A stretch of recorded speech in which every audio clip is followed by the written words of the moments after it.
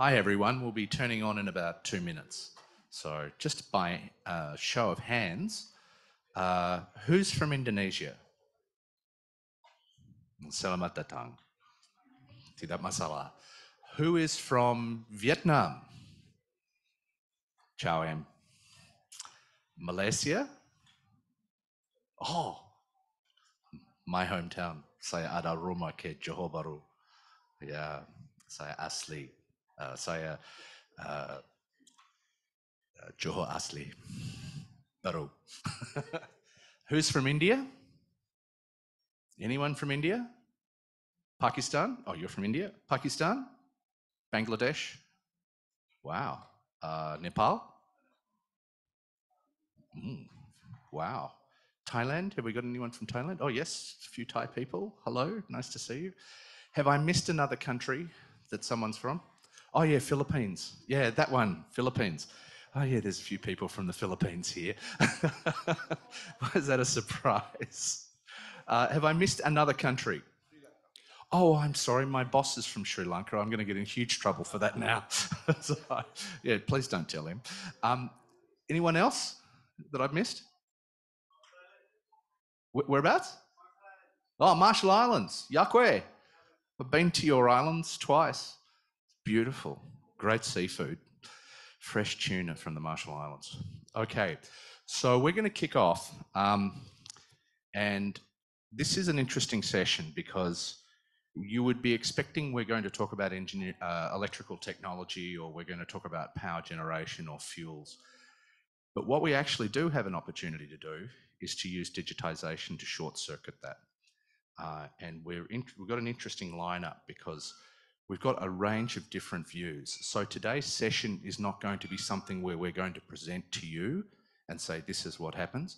There's going to be a number of people saying things to you, and we'd be really interested to hear your views, and we sort of hope something twigs in your head that allows you to do something else. So to kick off, we're going to have some remarks from our Chief Information Officer, and Director General of the Information Technology Department, who's also a Singaporean, Stephanie Casey Hung. So could we cue that video, please?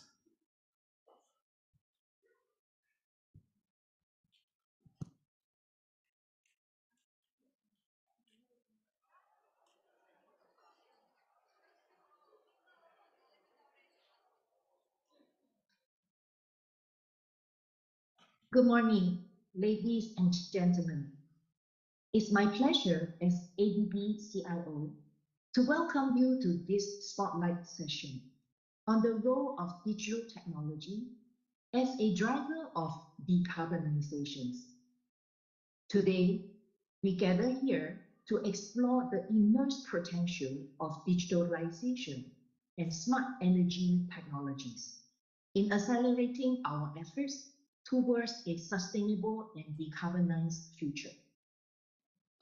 This session aims to shed light on the application of these technologies, present case studies of their impacts, and discuss how they can transform our approach to decarbonization across sectors.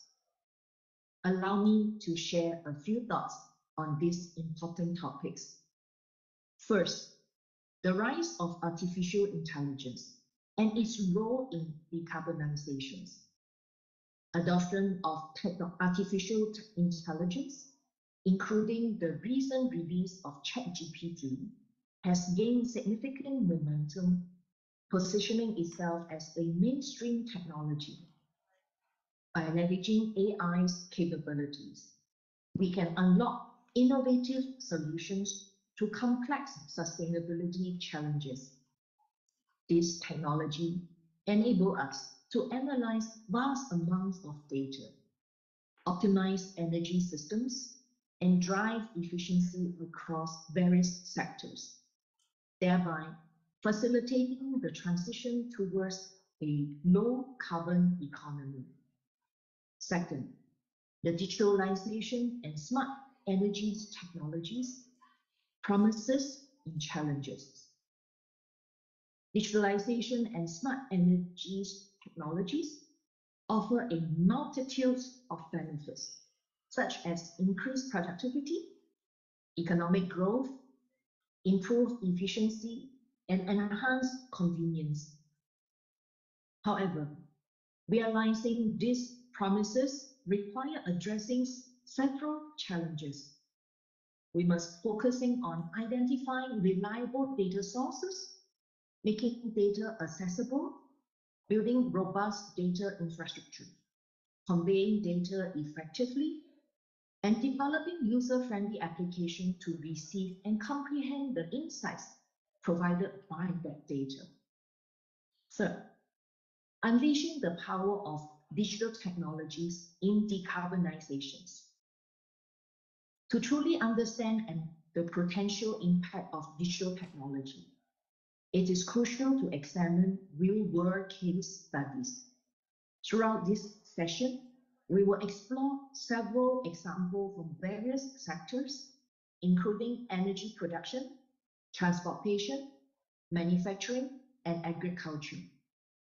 This case study will demonstrate how digitalization and smart energies technologies have facilitated the decarbonization process, reduced greenhouse gas emissions, and increased sustainability across diverse industries. Fourth, collaborations and partnership.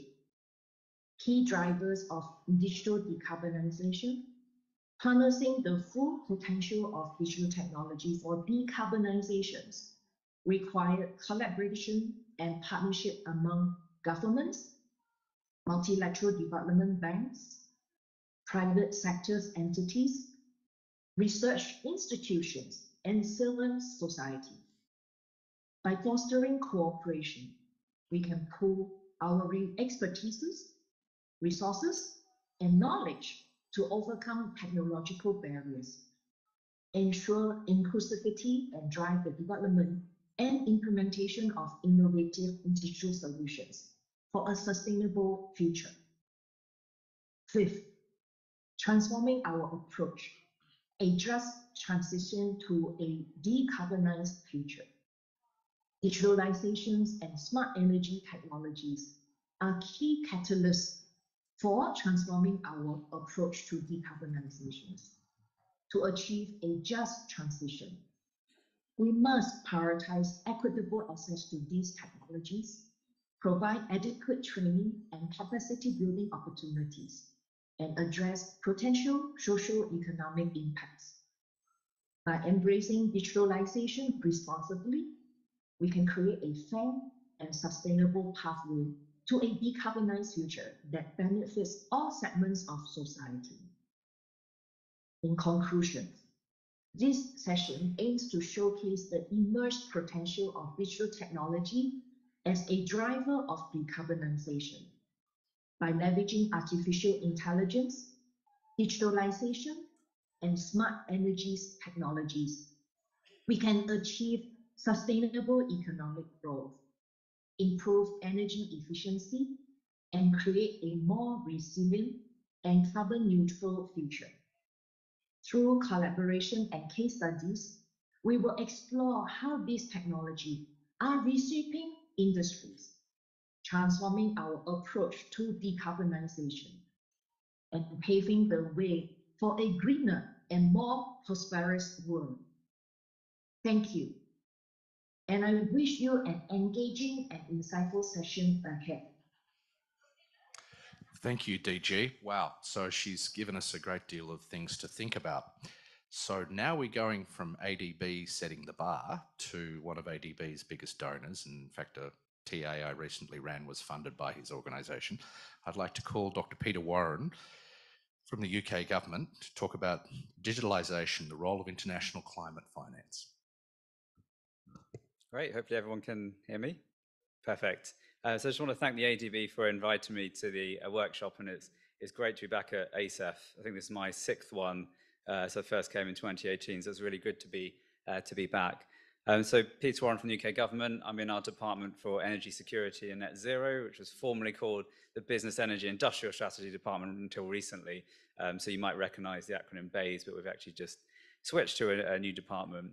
I'm going to give a slightly different perspective to some of the other panelists that you might hear today. I'll be talking about the role of climate finance for digitalization. So it won't be a technical presentation, but it'll come more from that sort of official development assistance, international climate finance perspective on smart energy and digitalization. And I work specifically in our clean energy innovation portfolio, and I sort of lead that for the region, including some of the programs that we have with the ADB, one of which I'm going to talk about today. So hopefully that's working. I think it's a slight delay. Yeah. I thought I'd just give one slide on what the UK is doing itself as well in this space, because you might find that interesting. So the UK has got quite an active sort of digitalization, smart energy policy. We've had a sort of smart meter rollout policy for a long time, but we're also looking at setting up an energy data task force as well. We published a report a few years ago in that space. One of the things we're really trying to focus on a lot is on regulation and standards as well for smart tech. So that includes a whole range of things from, artificial intelligence, blockchain, smart tech within grids, in transport, in industrial decarbonisation as well. And then we've set up a fund as well called the AI for Decarbonisation Innovation Programme. That's focused in how we can do that within the UK, but what we've now done is replicated that to create a international climate finance program that does that, and it's actually Asia Pacific focused. So it's run through the ADB, and I'm going to talk about that in a minute. So you'll have to bear with us. There's a slight delay in the feed. There we go. So just to give a couple of slides to set the context. So we have a big international climate finance portfolio. It's about 11.6 billion of official development assistance over a 5-year period. So some of the work I'm going to talk about all comes under that sort of commitment that we've got. And that focuses on clean energy, nature, adaptation, resilience, and sustainable infrastructure and cities. But the bit I work mainly in is the clean energy side, which my next few slides are going to talk about. Once it actually moves over. There we go. So under that bigger commitment, we have a number of sort of smart energy focused international climate finance pieces of work. So just to give you a few examples, and if you're interested to talk to me after about any of these, do let me know. I can put you in contact with the right people. I can let you know how you might be able to access some of this funding as well. So 3 key programs on the innovation side for digitalization. So one's called the Clean Energy Innovation Facility. So this runs until next year, and this includes a £10 million AI and Digitalisation Innovation Fund, which is delivered through the ADB's Clean Energy Financing Partnership Facility that Steve actually referenced just now. And it's got £10 million that hasn't been used yet. So, if you are interested, do talk to the ADB Secretariat, because that's very much focused across the region. A very new program we've set up, which I'm actually really excited about, is called the Accelerate to Demonstrate Facility. It's a £65 million program, which is roughly $82 million equivalent. It's run by the UN's Industrial Development Organization. This has got a pillar that does also look at smart energy and digitalization discussions, but it also looks at those topics across different sectors, like how do you use it to support industrial decarbonization? How does it link to the critical minerals debate? How does it link to clean hydrogen, sustainable cooling? So it's very much a cross-cutting area. We don't just look at it in the power sector, we're also looking at smart energy and digitalization across different sectors. And then the last one at the bottom, which is run by our Foreign Commonwealth Development Office, FCDO, is a program that focuses on appliances, but as part of appliances, it's looking at smart tech as well within appliances, and particularly the electricity access issue for smart tech within that. Whereas the first two are a bit more on the sort of decarbonisation mitigation side. To give you a bit of more background, under that sort of 11.6 billion international climate finance commitment, there's a ring fence under it for clean energy innovation, which all of these programs come under. And that's something we're developing the pipelines for at the moment. It goes out till 2026. Smart energy is something that's coming across that, and it's actually one of our themes of focus. So we've got 8 thematic areas that we're looking at, and smart energy and digitalization is one of those, because we see it as a really important area across lots of different sectors. If you're interested to know what it looks like, if you try to summarize a £1 billion commitment in one slide, we tried to do that. I don't know how successfully we managed to do that, but this is what we tried to do. So the green bits are these big platform programs that we've got. And those programs are basically focused on how do we get innovation across ODA eligible countries around the world. So these are all international climate finance ODA programs. So it's sort of structured around sort of 5 big programs doing different things. So for example, the International Science Partnership Fund is very much early stage tech, so early stage smart energy and other themes, whereas the Climate Pool Facility is the later stage. How do you do things like advanced market commitments and results-based financing, public procurement, to do later stage tech to really commercialize it? So you've got the full chain needs to be looked at. And you can see the themes of focus, and later in the week I'll also be speaking about some of our other themes in the cooling session and the hydrogen session as well. So my last 4 minutes, this time is fantastic, it's very useful. I'll just give bring that down from the high level to the more granular level so you can see the sorts of things they do in practice. So if we go from that big commitment to a program level and look at one as a case study, as I said, the Clean Energy Innovation Facility actually includes a specific fund in the ADB dedicated to AI and digitalization in Asia Pacific. So that's anything from from smart meters to blockchain tech, data analytics, data infrastructure, the use of AI. It covers a whole range of things. We also have an industry fund with the World Bank, and it's good to see we've got some World Bank colleagues in the room.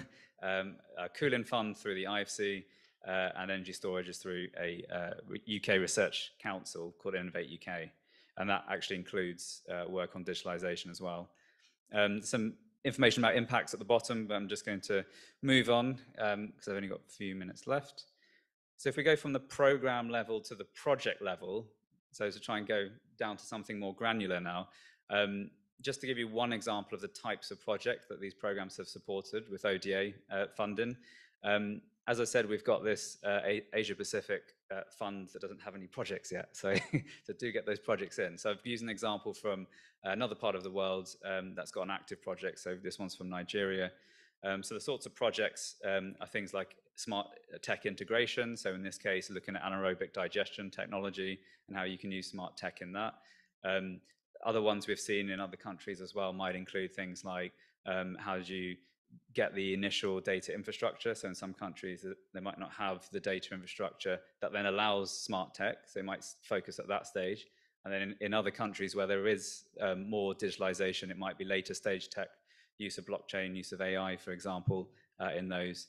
And the project values are, vary from, let's say, 200K to about, $1 million in terms of grant funding that's provided. This isn't technical assistance funding. This is sort of capital investment funding. So I think this might be my last slide. It's just to give a bit more on the Accelerate to Demonstrate facility. So this is in the setup phase. So this will be a new source of funding from next year. So I mentioned there's one program which can access funding at the moment, but this one, will be available for next year, which includes a smart energy part of a cross-cutting pillar as well. So that's been delivered through the UN's Industrial Development Organization. So there'll be more information coming out over the coming sort of 6 months on that, but happy to talk to people afterwards if you've got any questions on that. I think that might be my last slide. I might have saved you 1 minute, Steve, so that's good. Thank you very much. Thanks, Peter. Great job. Very interesting, and I very much appreciate the work from the UK government. They're a great supporter of ADB, and actually projects I'm working on, I'm very beholden to them. So next I'd like to call my good buddy Ken Haig, or should I say Dr. Ken Haig, from the Amazon Web Services Institute.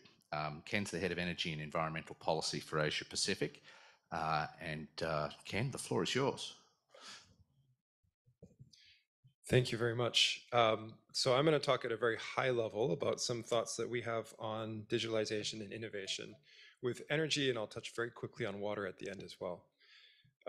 I will mention I cover energy policy for the region. I'm not a technology specialist, and so I'll be talking at a very high level. Happy to talk a little bit more about some of the use cases that we describe here later as well. So just quickly, where we as Amazon, so I sit within Amazon Web Services. This is the cloud computing business within larger Amazon. We actually use a lot of digitalization towards our own net zero carbon goal, as well as our 100% renewable energy goal. So in 2019, Amazon set a global net zero carbon goal for 2040, 10 years ahead of the Paris Agreement target. And we are working on that first and foremost, probably on energy. You may have seen a lot of announcements recently about Amazon pursuing renewable energy investments in the region. We have, globally, we've been the world's largest renewable energy purchaser. That includes projects here in the Asia Pacific region, in Australia, China, India, Indonesia. Last year, we announced a 210 megawatt deal with PLN. Japan, we've also done the first utility scale power purchase agreements there. India, particularly excited about. We've already done nearly a gigawatt of new renewable capacity there. And my colleague Lloyd will be talking tomorrow about one company in India that's using the cloud to really drive the development of new renewable capacity there. A company called Greenco, looking at how to take wind power from a variable resource and turn it into a dispatchable resource. And this is all being done through a lot of the investment that they've made in digitalization there. So keep an eye out for that tomorrow. Before we get to renewable energy purchases, though, I think we're always focused on trying to maximize energy efficiency where we can, right? Because it's the cleanest energy we can use is that which we don't have to use in the first place. And so one of the things that we've really focused on is how do we maximize efficiency in our data centers? And there was a report that was put out a couple of years back, which is the context that I got to know Steve, because we were talking about some of the digitalization and democratization of data and innovation in the Asia Pacific region. One recommendation that I think we arrived at is if you look at the cloud, not only as an enabler for getting access to digital tools, it's also an incredibly energy efficient source to run your compute and storage and anything else you need to do with your IT workloads.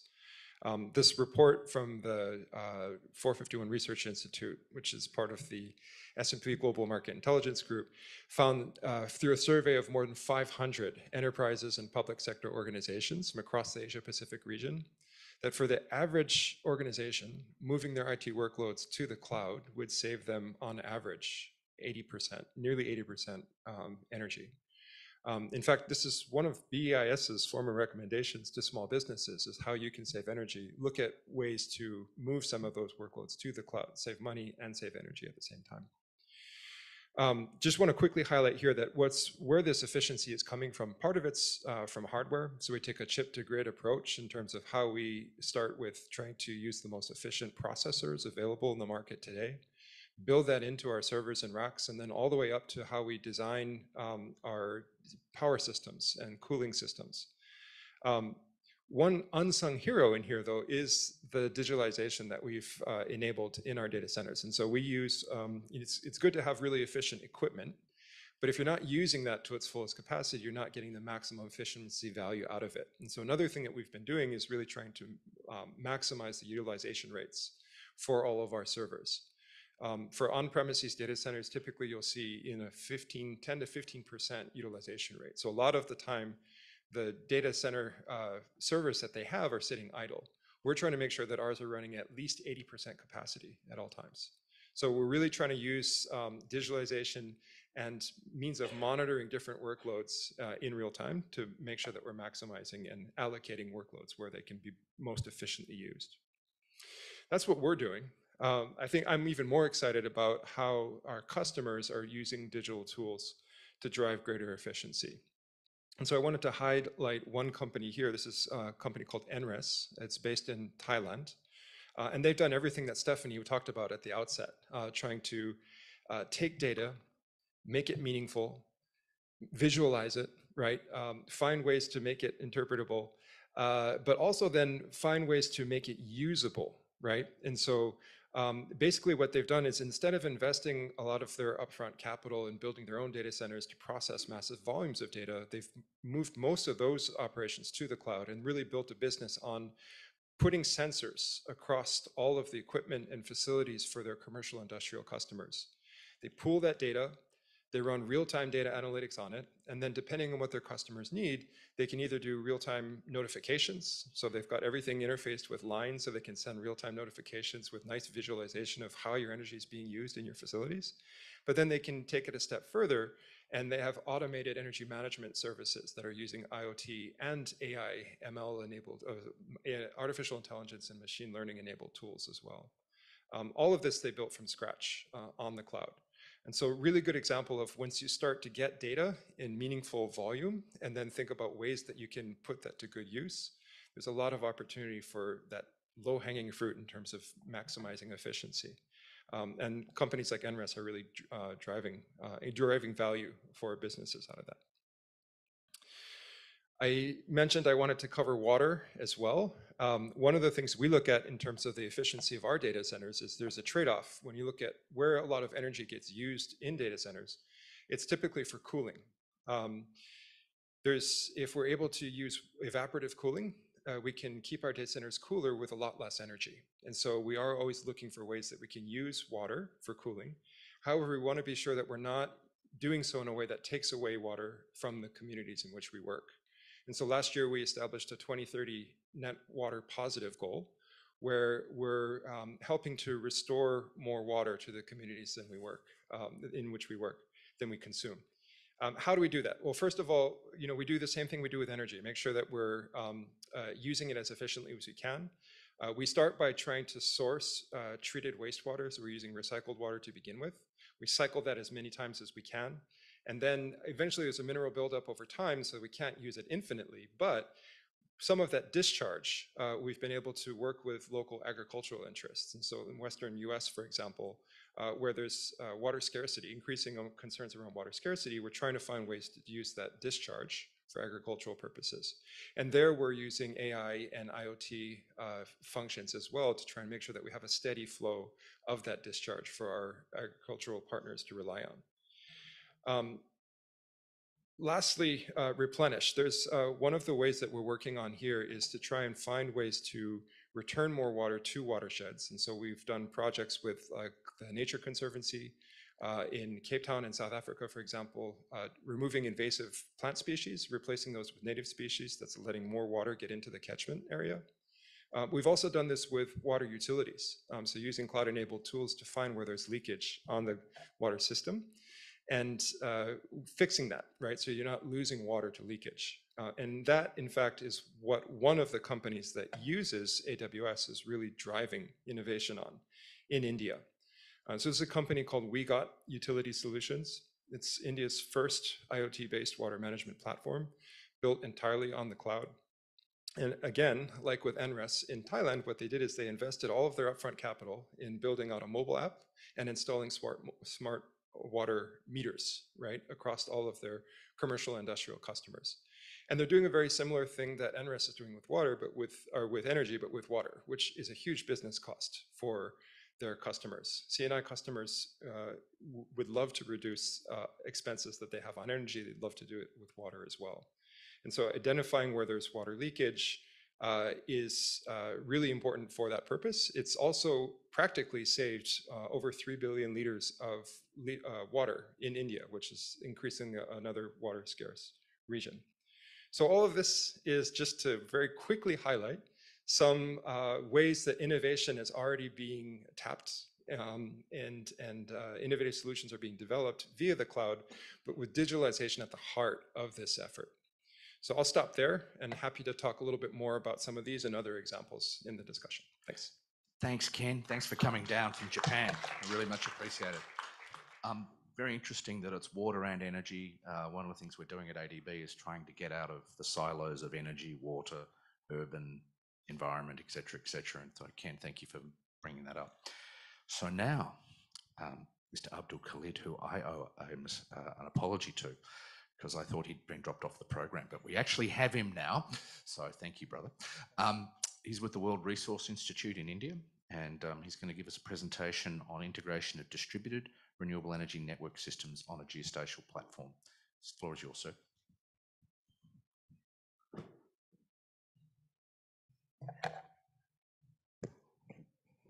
Good afternoon, everyone present here. So that's fine, Peter. I guess it was all good. So I'll cut it short. I'll just give a short info about my job role. So my name is Abdul Khalid and I'm from WR India from the energy team. And I'll be representing my organization and I'll be speaking for the integration of distributed renewable energy systems with the geospatial platform. The discussions till now have been quite high level, and I'll just bring it down a bit notched on the level where people can at least correlate on ground on how to integrate the whole thing in a way where they can work around it. So yeah, so I'll just try to set the scene by speaking about like putting out a question out there, like how do we decide on how much and where the energy interventions on ground are actually necessary. So at the initial point already the data set things have been told about, so I'm just putting this out.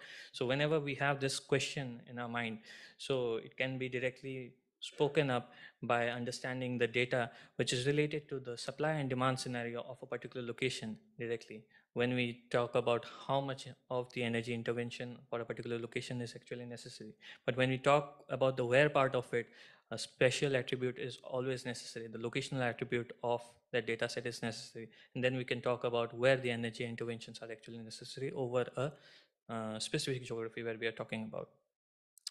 So that was just about geospatial data. Now I would like to talk about the importance of data sets, which we are like discussing right now. So on a higher level, there is always a coarser data set always available. But when we are talking about granular level of data sets, there is always a lack of data sets, right? So when we are trying to get the uh, like how much impact the data, like the work has been done and how much impact has been actually done on the ground, we have a lack of data set on how impactful has the renewable energy has been. And the data gap is quite evident when there is at the outcome level the policies are not correlatable with the actual problems on ground, right? And the interventions are also like you don't understand that will it actually be able to mitigate the actual problems on ground right now. So the digitalization of the DRE systems, already the DRE systems are quite costly. So we having that data integration, the data logging integration capabilities within that system itself might be the most feasible way to get that data set out of those systems and getting it logged within a particular platform itself. As we all know, because the granularity of the data will ensure a better analysis, because we all know that analysis can only be as good as the data set is. So right now I'll talk on the larger scale. When we have those kind of data sets and we have a framework thought process in our mind on where that data integration will happen and how people will be able to use those data sets on a very much feasible way. So just considering a few of particular locations having like households or institutions having different kinds of sources of energy, be it grid, be it renewable energy sources, be it singular or multiple sources, so that if they have the data logging feature, the data logging feature will ensure that it might be collected and taken up into a particular data repository, be it on a singular level or on a multiple level. But once we have the data repository and we have those data sets on a single level like AWS does, right? So those data sets can then be taken up into a particular platform. The analysis can be done among themselves, or might be like along with other attributes which actually drive the energy space altogether. And that can be visualized on that same platform itself, or might be on some different platform. So once this all is done, the policymakers and the people who are working in the space itself, they will have a clear set of idea on how this, like they could have a data driven approach on taking up the initiatives or creating new policies which will actually benefit the people who are on ground and who want to like work in this space. And WRI is trying to like strategize itself within this whole framework by putting forward, you can say, a platform which is known as Energy Access Explorer. It is a online cloud-based platform which has been developed by WRI, which is open source, and it has like data capabilities of storing data sets and analyzing it on the cloud itself. And it helps the people who are trying to work in this space to take an approach which is data-driven.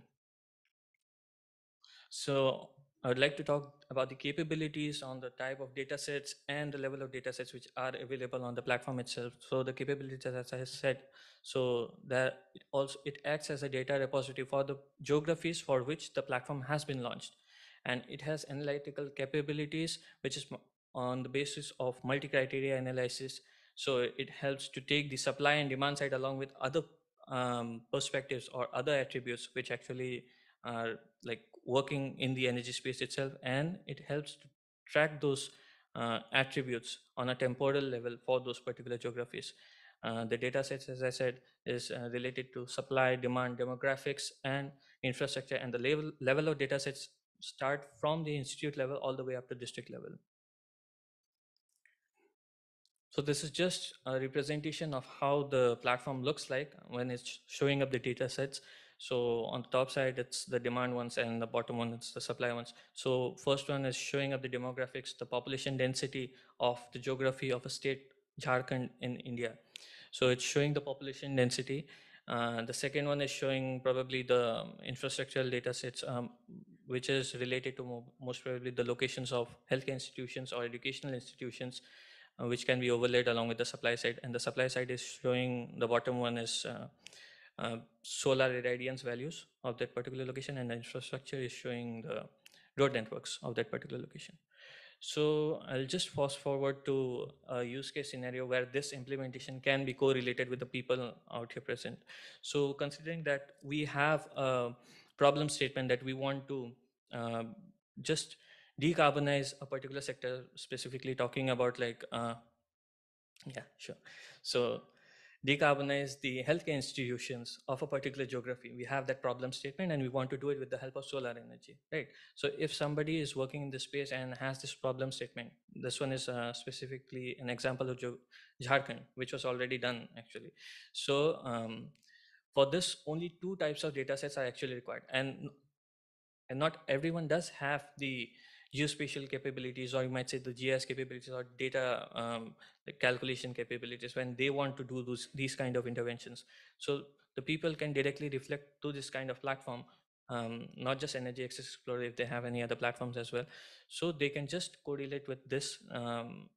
For the demand side, they can just overlay the locational healthcare institutions, and on the supply side, they can just overlay the GHI values, or you might say global horizontal irradiance values for that particular geography. Once you have that analysis done on the platform itself, it will, yeah, it will just show up like this on the particular platform.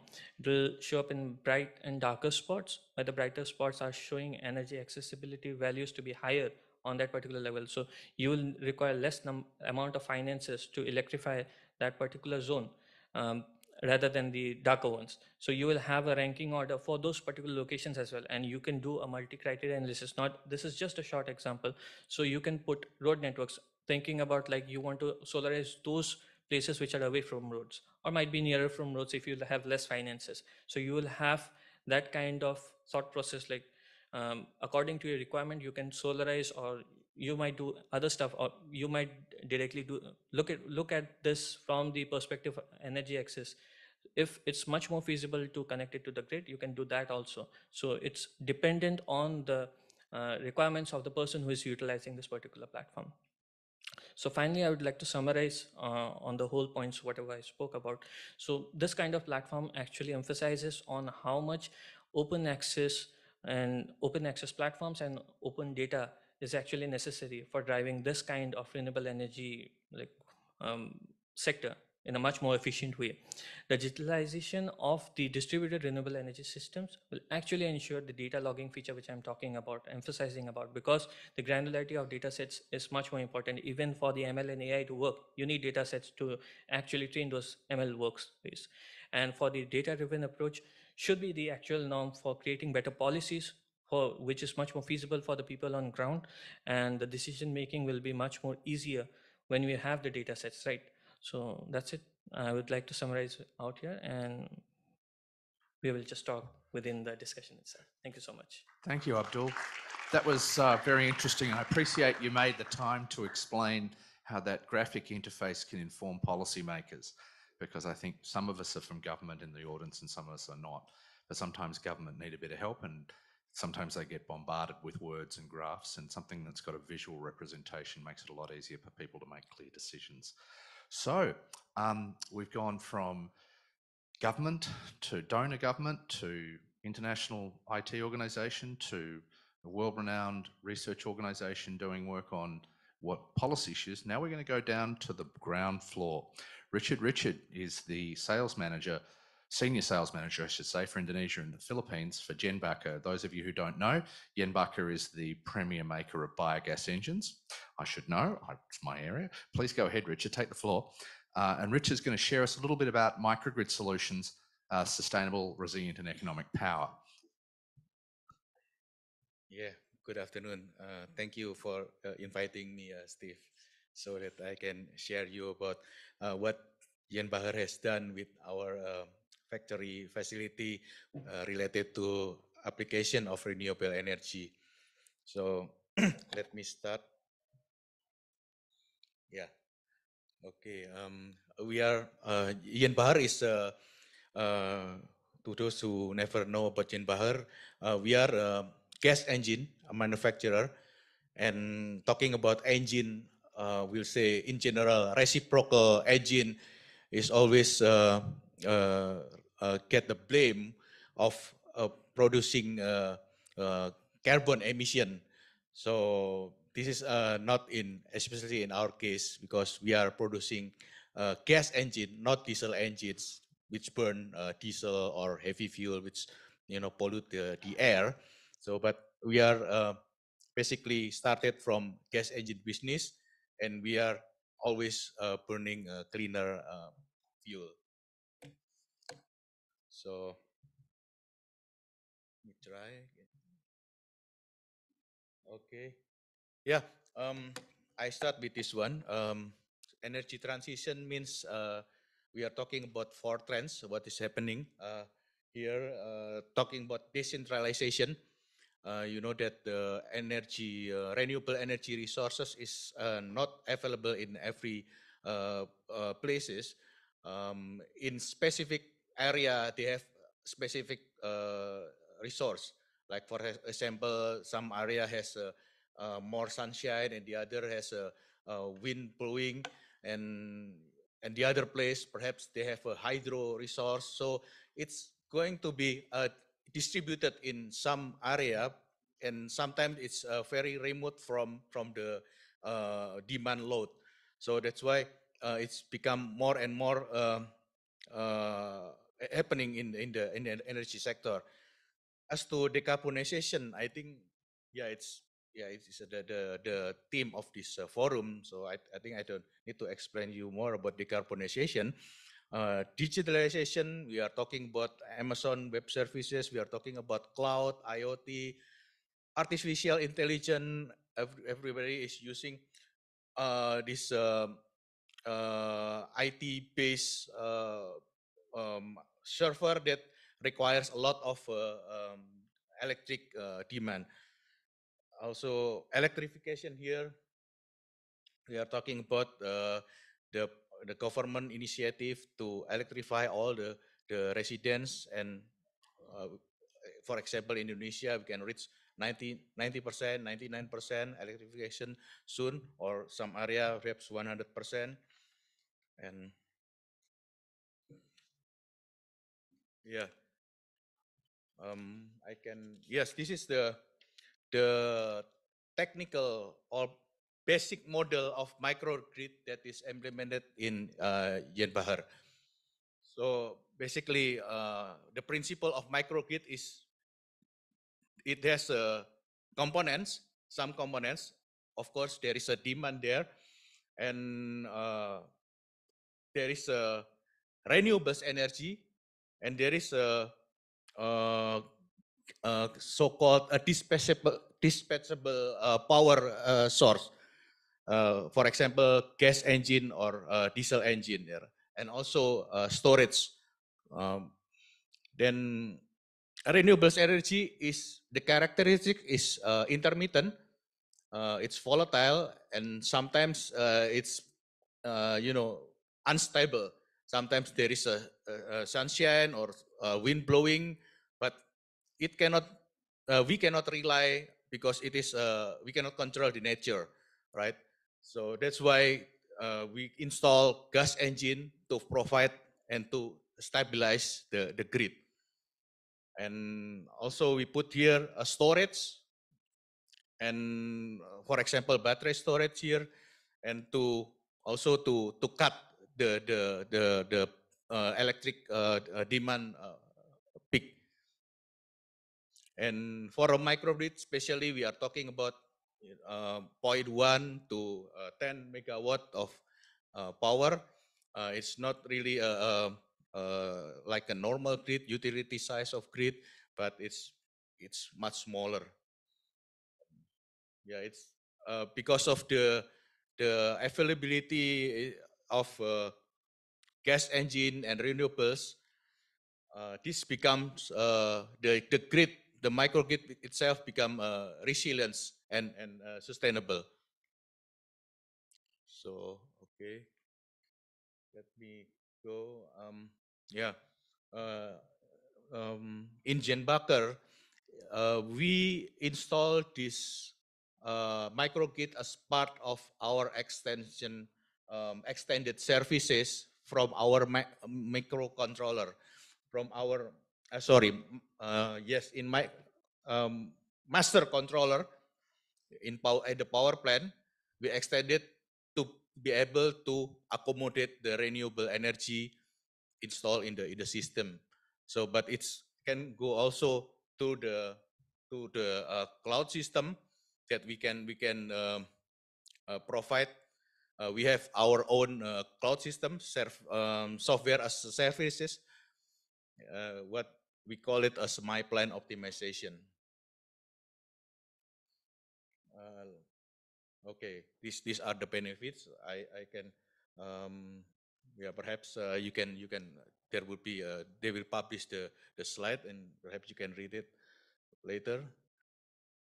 So I go direct to the real example what is has been done in our factory.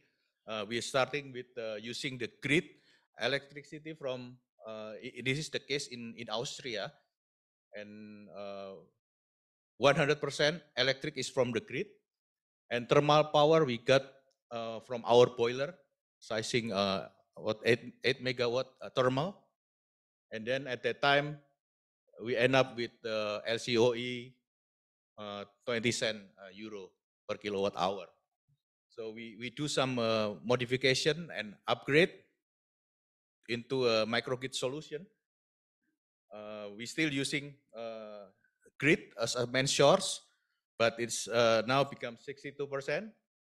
And from the thermal we can get from the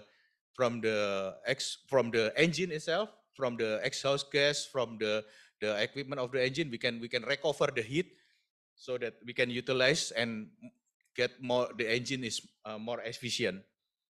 Also we are still using boilers to produce heat, and then we install PV in our factory and battery system. This make us get more efficient, reduce our LCOE into 17 cent euro per kilowatt hour, which at the end it is 18% efficiency, more efficient. So I can, yeah, this is the profile that is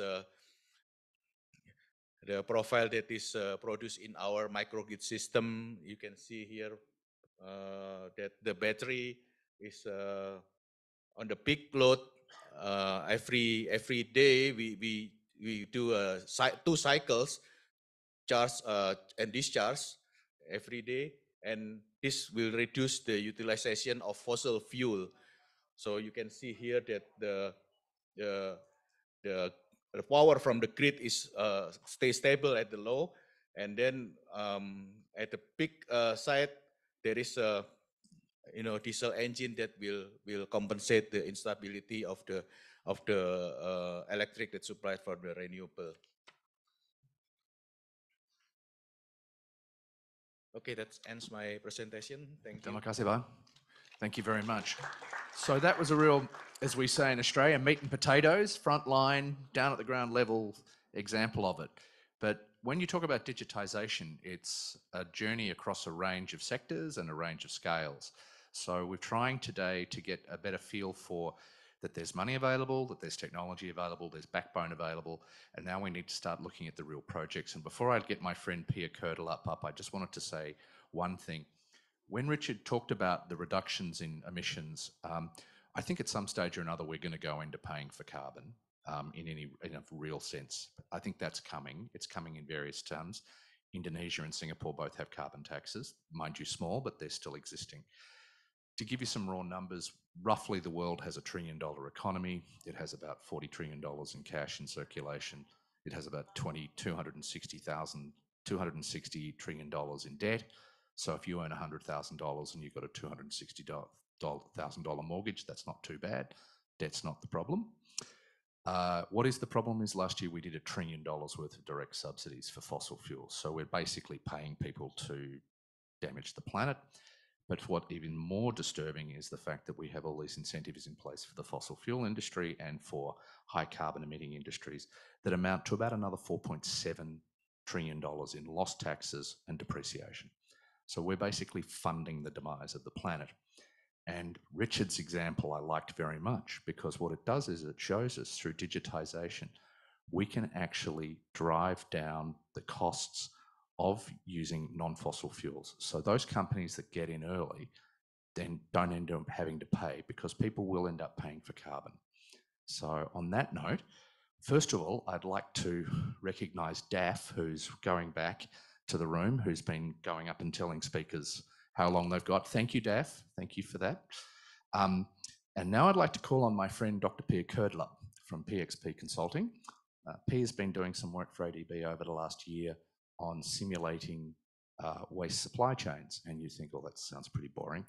But actually, it's really interesting, because we're not just talking about the energy, we're not just talking about carbon, we're talking about life expectancy and everything else. Pia, I'd love to call you up, and if you could go ahead. Thanks, mate.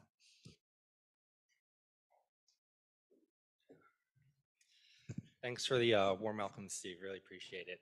As Steve mentioned, my name is Pia Kirtlap, and I'm the Managing Director of PXP Sustainability. We provide research and analysis and consulting services for businesses, nonprofit organizations, and development agencies in the areas of life cycle assessment, circular economy, and the energy transition. Last year, I had a great opportunity to help ADB lead development of the ADB WARPS tool. This tool is designed to help governments design waste management systems and also evaluate their performance across a range of indicators, in which decarbonization is one of those indicators. So in today's presentation, I'll give you a bit of a background on the waste challenge in developing Asia and how the WARPS tool aims to address these challenges and help governments, and present to you a walkthrough of the tool, and then finally wrap up with 2 case studies in Cambodia and Indonesia, and then tell you what's next for WARPS.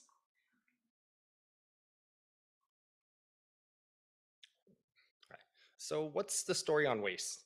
As countries in developing Asia try to build their economies and grow, the amount of waste continues to pile up. And a lot of this waste is piling up in landfills. And with landfills, they emit methane, which has a greenhouse gas potential that's 34 times as strong as carbon dioxide. And so in the world right now, 12% of global emissions come from landfills where waste is not managed. And so through this, there are technologies that can actually address this challenge. Mature technology and infrastructure exists to manage the waste and recover the energy and materials that offer environmental and monetary value. And typically, waste management is a service that is managed by governments. But one of the challenges we've seen across the region is that governments lack the skills and capacity to do rapid and rigorous analysis of the different options available for developing waste management systems. Typically in this sector, if you want to design a waste management system, one might finance a feasibility study. And a feasibility study, as detailed and useful as they take many months, maybe 5 to 7 months and stuff. And they're useful in that you get a real granular detail of what's technically possible. But at the early stage of designing a waste management system, really what governments care about is, what is the cost to my nation? How much do I have to pay to finance this waste management system? And what are the benefits? And so this inspired us to develop this tool to help governments analyze these different waste management systems and help make their job a lot easier. So what is WARPS? WARPS stands for the Waste Analytical Resource Planning Scenarios tool. And this is a beta product runs on Microsoft Excel and is currently owned by the Asian Development Bank. Now, what does WARPS do? WARPS allows a user to design and plan any waste management system scenario and evaluate their performance based on environmental, financial, economic, and social indicators. Now, how does one use WARPS? There are 5 steps, and they operate in a series of spreadsheet tabs. So first, you create a waste profile, and then you select your agents to manage the different parts of the system. So when I say design a waste profile, that means designating how much tons per day are you producing of waste in a certain city or region. And then if we say profile, well, it means the composition. So how much of that waste is steel? How much of it is paper, plastic, food waste? And this really affects on what type of system you want to design, because not all technologies can deal with one type of waste. Next, once you select then you select the different technologies based on the waste profile that you've established.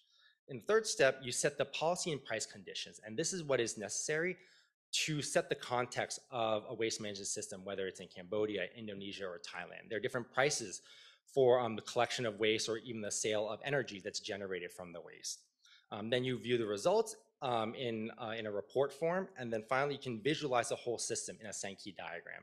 So you can see the Sankey diagram on the bottom left corner, and we take a no ton left behind approach. That means every ton of waste has to be accounted for. Sometimes in the field of circular economy, there's this very optimistic vision that all waste can be reused again, but that's not true. So all waste has to be represented in some way in the waste management system. Now, why WARPS in the first place? This tool is designed to provide decision support for policymakers and planners with limited to no technical expertise in waste management and compare different types of waste management scenarios.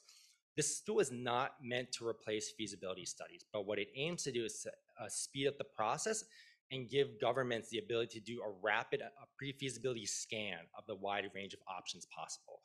An analogy I like to use is, during the COVID period we experienced, we had to do a lot of testing, and the best test to be absolutely sure we had caught COVID was doing a PCR test. But PCR tests are expensive, and they take maybe a day or two to get the results out. What did we do instead? We had the rapid antigen test. You put the swab up your nose, wait a few minutes, and then you get the result instantly. But sometimes ATK test results may not be completely accurate. So for our results, they are very accurate and can help in decision making, but I would not say they provide investment ready numbers to do a bank load. That's when a feasibility study would be really useful. So this tool can help really sort out what are the key factors that drive the benefits and costs of different types of waste management systems. So I'll show a video now of the WARPS tool in action. This is the homepage of the ADB Waste Analytical Resource Planning Scenarios tool.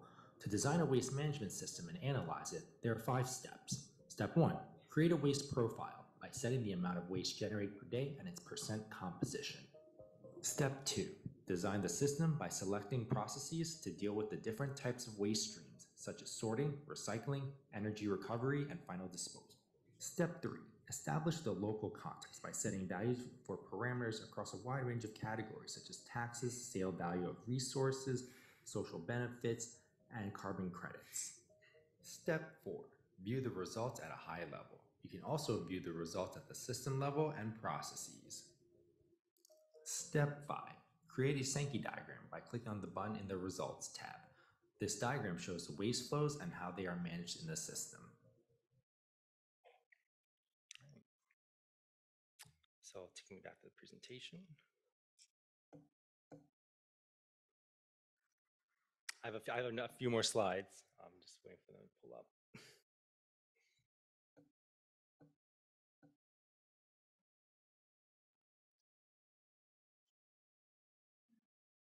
All right, great.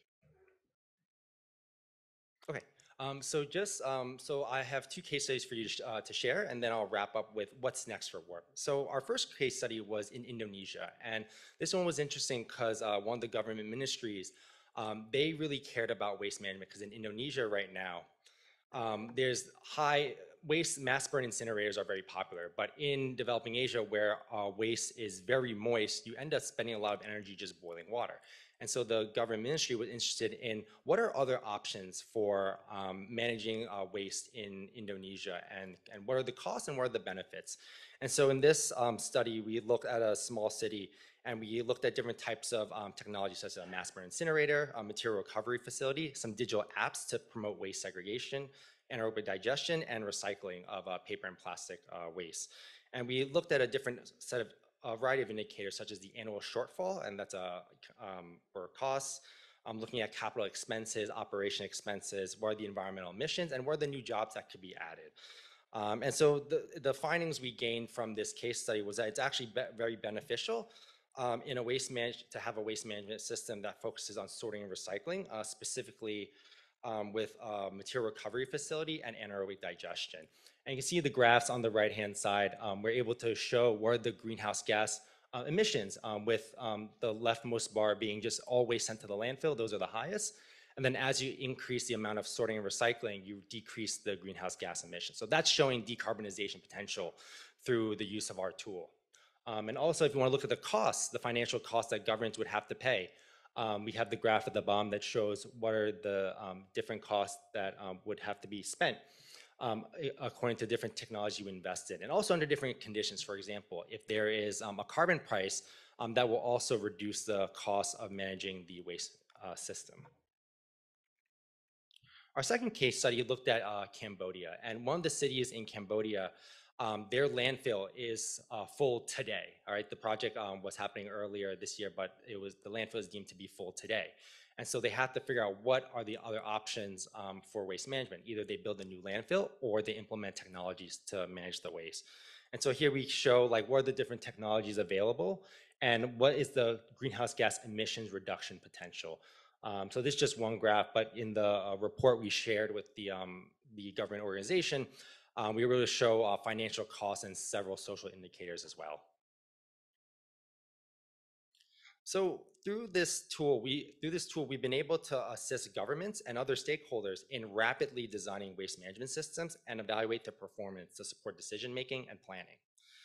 And in terms of what's next for WARPs, we'd love to take this to a web-based platform. Excel is useful for sharing files between organizations and just the very first stage of testing out how this analytical tool would work. But ultimately, there are much more functions we can provide if we go to a web-based platform. We'd also love to explore the opportunities to use AI and maybe make something like Waste GPT, where instead of just having instructions on the tool to use, you could enter it and say, you just type it in text. Oh, I have this big of a system for waste. It's a lot of food, a lot of plastic. Figure this out for me. And then the underlying model we use would run on itself. And so finally, through the use of this tool, we've seen some interest from other parts of ADB in applying this in transport and also industrial manufacturing in order to measure financial performance, decarbonization potential, and other sustainable development indicators of interest. All right. So that's it for the ADB WARPS tool. I'd also like to give a big thanks to the Australian ASEAN Smart Cities Fund for supporting this work. And if you have any questions, I'm around all week, and Steve is happy to answer questions as well. Yeah. Now, Pia, you can't leave. You need to sit on the corner over there. Okay, go over there. Now, what Pia neglected to mention was that great presentation. By the way, great presentations from everybody because there's a really broad spread. In that tool, we actually have a few things like jobs for women, new jobs. So what's the new jobs we can make for women by implementing this technology? Some technologies are more friendly to women than others, and they're more amenable. Other things like what's the daily life expectancy? What's the term, daily life expectancy? It's called disability adjusted life years. So it's an indicator that's used by the World Health Organization in order to measure damages to human health. And this is used to use this indicator to convert to like dollar amounts that a nation might have to invest to avoid health risks. So in other words, some things are cleaner than others. It's a really, really powerful tool. So I'd like to call on our other speakers. So Abdul Khalid, could you go up, sir? And Richard, could you come up, sir? And Ken, could you come up? And how many seats do we have? We have 5. Am I missing another speaker? Sorry, I need to put my glasses on. Yeah, we might even drag Peter up. I know that he doesn't want to, but actually, do we have space? I think we have space because I'm not going to stand. I'm going to be your interrogator. Up you go. Yes, please. As you can tell, this is a slightly asymmetric hosting experience. So, okay. Okay. And I'm terribly sorry. I forgot the Chief Executive Officer of the Renewable Energy and Energy Efficiency Partnership, Eva Obabenda. Eva, could you come up, please? You almost got out of talking. You're very sneaky. Okay. I am going to pose, before we have any questions, I just want to interrogate them. I give you 1 sentence to say what you didn't say in your presentation. Starting with Peter. Is there 1 sentence that you didn't say or you want to emphasise? Well, put me on the spot and also put me on the panel and as an extra addition.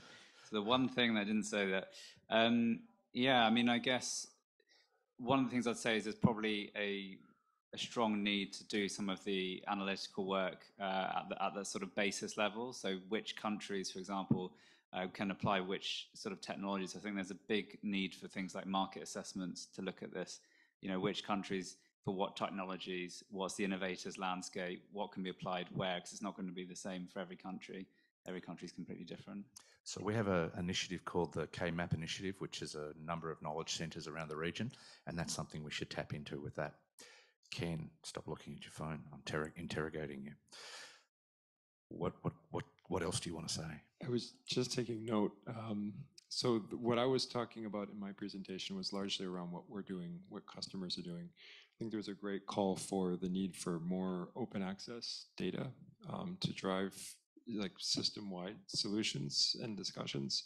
I didn't mention in my presentation, we do have some tools for that as well. So the Amazon Sustainability Data Initiative is a free hosting of large data sets, first off, in the cloud.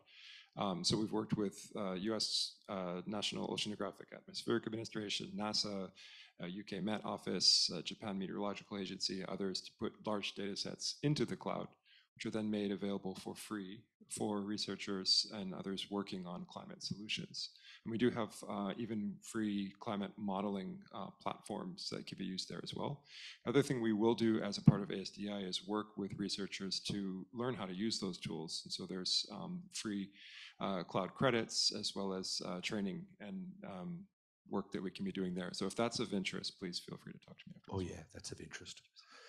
Just want to put my hand up. That's it. Richard. Yeah, I would say that the existence of a thermal energy power is not the end. By the implementation of a renewable energy, we can be coexist with burning or burning green fuel under technology that we called as a microgrid controller. So that's what we implemented in our factory. So for those of you who aren't engineers, I'm an engineer, by the way, Richard, just so I'm not putting myself down. If you look at the amount of energy we actually extract, potential energy, and the amount that we actually turn into usable work, it's about 36%. A lot of it goes down the tailpipe as heat. A lot of it goes off as vibration, sound. So we're very inefficient at using electricity. For instance, we might use natural gas or biogas, for example, to make electricity. We're losing a great deal of that electricity. And in fact, Jenbacher have a system where you can capture not only the radiator heat, but the heat from the casing of the engine that can be used for usable work in a process. And that might be used for, say, drying sludge out of the back of a process. And Jenbacher are right in the middle of that sort of work.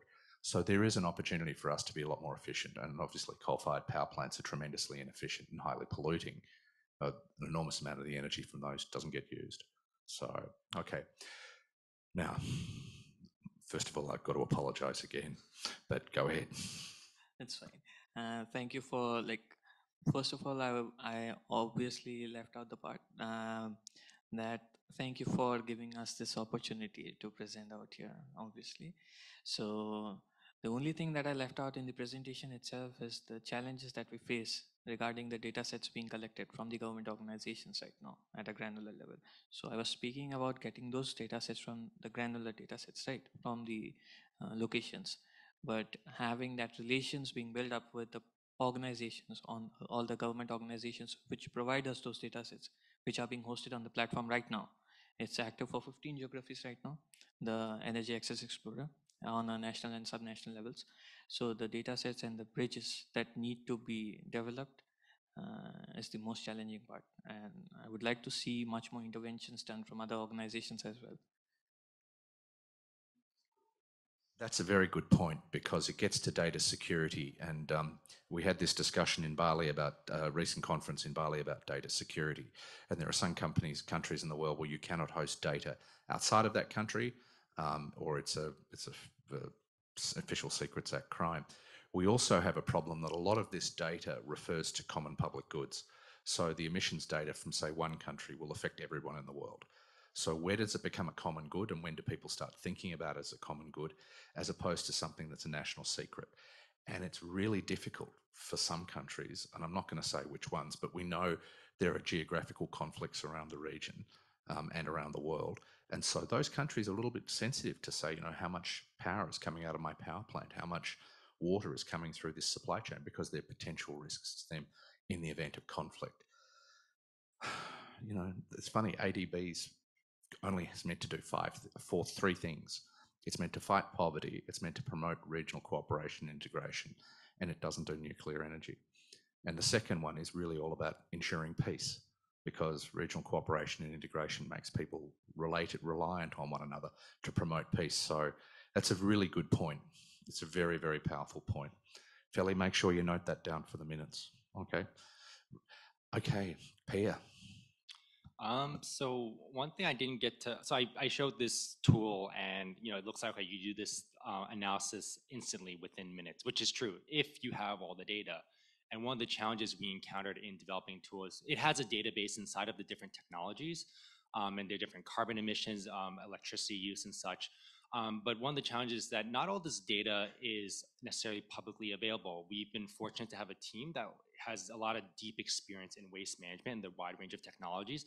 So there is a level of data cleaning involved that we had a team of waste specialists, and we had to review a lot of these technology documents. And in some instances, some of these companies had lied about what their operation efficiencies were, what is like the amount of energy output that can be achieved. And we were able to validate this through some of our experts who have experience in developing Asia and such. So there's a lot of there is data cleaning involved and stuff, but assuming all the data is nice and lined up, we can do some really interesting analysis and help governments understand the wide range of options available as opposed to sending everything to a landfill or a mass burn incinerator.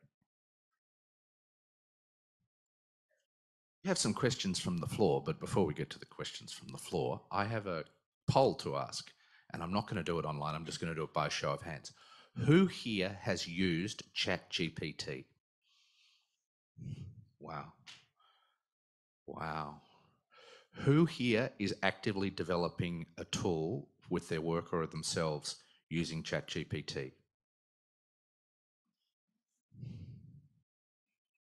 Wow, that's interesting. So we've all got an interest in this tool and it's really interesting, but we haven't figured out how to use it yet.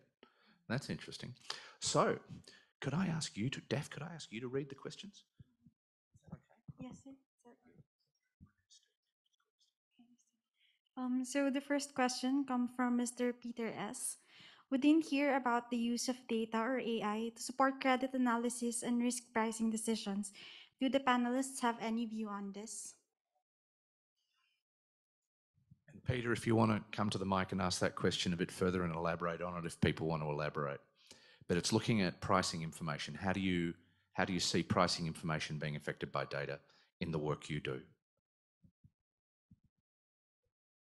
Correct? Okay. Your time starts now. I'm happy to. Okay, go ahead. So I guess from the experience of the WARPS tool, It definitely would be great to make this available publicly, but there is work involved in maintaining the tool. So I think the question just becomes, what quality do you want to achieve for the tool? How granular do you want the updates to be in the technologies represented in the tool? And there's a cost to that and stuff.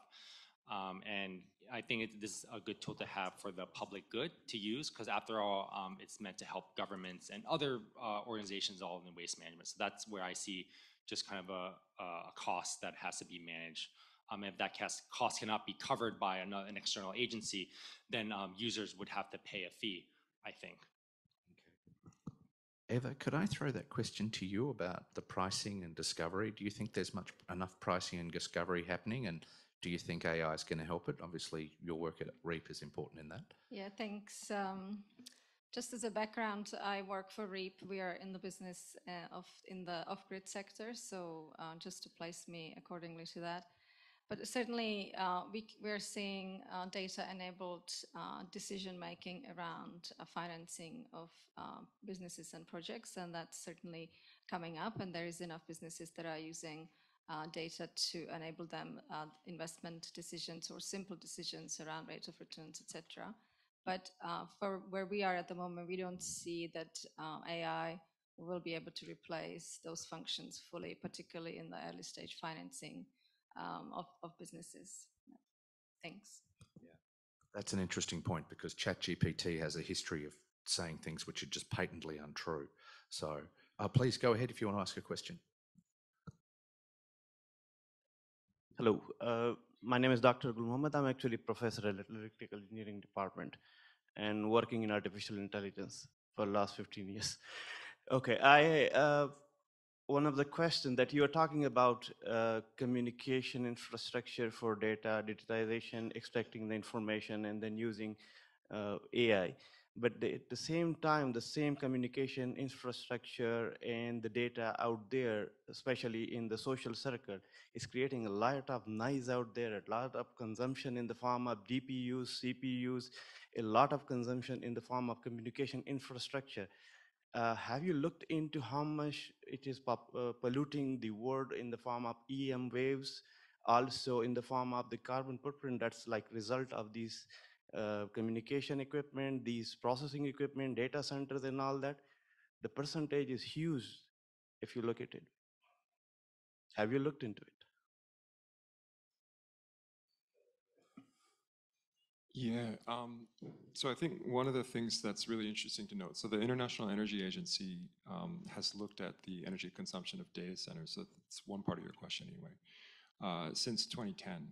And historically, it's really interesting to look if you see, the amount of work that we're doing in the cloud, that we're all doing in terms of business in the internet and such, is exponentially increased, but the amount of energy use associated with running all of that compute and storage has actually been pretty linear or pretty flat for the last decade anyway. And a lot of that has to do, I think, with increases in hyperscale cloud efficiency. And so the kinds of data centers that we're building that are hyper efficient are in fact helping to keep the overall global use in terms of energy much lower than the exponential use that we're seeing of the internet. That isn't to say that there's spikes, right, locally, yeah, right, where you see clusters. And you make a very great point about for AI and ML workloads, those are more energy intensive than other IT workloads have historically been. So it is an issue. How do we continue to make sure that we're doing all of the AI and ML enabled work that is helping to drive better outcomes across this entire panel? I think we're seeing examples of those, while making sure that we're not overly consuming energy or particularly carbon intensive energy to do all of that additional compute power. Yeah, especially in the form of safe cities, you have GPUs at distributed points and they eat energy like anything. So, I mean, benefit to the cost ratio out there. Thank you. Yeah, just one quick, very specific addition. I think, Ken, you mentioned it actually in your presentation. One thing we're actively trying to look at now is setting up climate finance programs on district cooling linked to data centers, because that is one of the big electricity consumers. And it was great to hear about Amazon Web Services work there. And that's something that we see as a growing area. But there are challenges, such as the fact that a lot of companies don't want to pilot test a lot of district cooling technology because of the the amount of disruption it would be to actually put that tech in to stop the whole centres working for it could be for like a few weeks. That could have a massive impact. So we're trying to look at how we address some of those challenges. It's a very specific example, but that's where some of the programs can come into place. Oh, sorry, one quick addition on this. So one thing that's great about using global cloud networks is you can actually locate your workloads where there's clean energy resources available. And so one thing that's worth thinking about is if you look at where the energy mix is coming from in terms of where you're running your workloads locally, and you can do this, for example, on AWS via the customer carbon footprint tool. Other cloud providers have similar tools. You can increasingly see, because a lot of us have made commitments to purchase 100% renewable energy towards our data center operations. However, it's access to that is unequal from one country to the next. And so you can see where we're getting closer to that goal and try and locate some of those workloads in the countries where the cleanest energy resources are being used. That's increasingly a choice that you can make as someone running AI or ML workloads in the cloud. That's a great example of how we can sort of turn the paradigm on its head, that you might have a country that's got blessed with fantastic hydro resources but can't use them. There are a number of ADB developing member countries that are exactly like that could actually co-locate those activities. And I'm yet to see that discussion in our discussions with government in the country planning partnership strategy. One point I wanted to make was, and Professor, thank you, that was a very good question, is that yes, there is a lot of energy used in distributed CPUs, and there's a significant saving possible by using the cloud. And then there's a significant saving possible by using energy efficiency measures and co-locating near energy sources and co-locating near industrial processes. So you get to this point where we get to the maximum efficiency, and of course we're nowhere near it, right? But if we can get from 35 or 36% energy use down to say 60 or 65, which would be a fantastic outcome, we still are using a lot of this energy. And the question is, are we using that energy to save energy, not on the processing side, but on the business case and the civilizational aspects? And I'll use a great example, and I don't take this as a criticism, but this conference is in person. And the reason this conference was in person is because it was 4 years of COVID, and we decided we all wanted to see our faces so we could talk, right? And that's great. But remember, all of us flew in here, and I said at the start that we were going to have carbon offsets for this. But, should we be looking at ways of doing things more regionally and working more regionally? These are all questions which I don't think we're getting an answer for in the next 2.5 minutes. But we do have one more question. Can you read it? So the question goes, inspiring to know about Energy Access Explorer. Who provides data to this platform, and how do you ensure quality and keep it updated? Yeah, thank you for that question. So, as I spoke earlier, that most of the data set which has been collected within the platform itself has been taken up from the governmental organizations when we're talking about the healthcare facilities or the education institutions. So we are basically mostly working on the institutional level rather than on the household levels, because that has a greater impact on uh, on a larger scale, right? So the data sets are being collected from the governmental institutions, and we make sure that we have that linkage along with that institution, so that we have a recurring data set coming in from those organizations as well. Along with that, we take other sources of data sets which are freely available, obviously online. So we have the GHI values, as I spoke, the solar irradiance values, or you might say the infrastructural data sets which are being digitized and are open source available. And we quality check those data sets which are being hosted on the platform itself. So we give the sources, and along with that, we also provide, like, when that data set have been again like it has been renewed, or it has been again hosted on the platform, so that is also being showcased on the platform itself. So that's it. Yeah, please, Eva. I'd like to add that governments often have difficulties in collecting the data in the first place. And so my recommendation really is to be working with institutions that are able to assist the governments in collecting the data. So from the perspective of off-grid energy supply and SDG 7, there are providers in the market that are assisting governments in collecting data with very smart tools which tap real-time into real-time data from companies to be able to track off-grids and access to energy progress.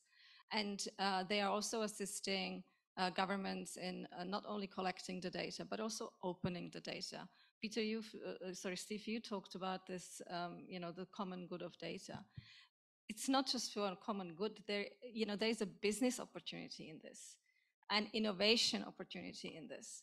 So if we assist governments to open the data and make this available, there is enormous opportunity in making new innovations and new business opportunities. Just last week, I was talking to a company in the UK. They're developing a battery storage, on-grid battery storage business. They would have never been able to do that had they not access to publicly available grid data that the UK publishes.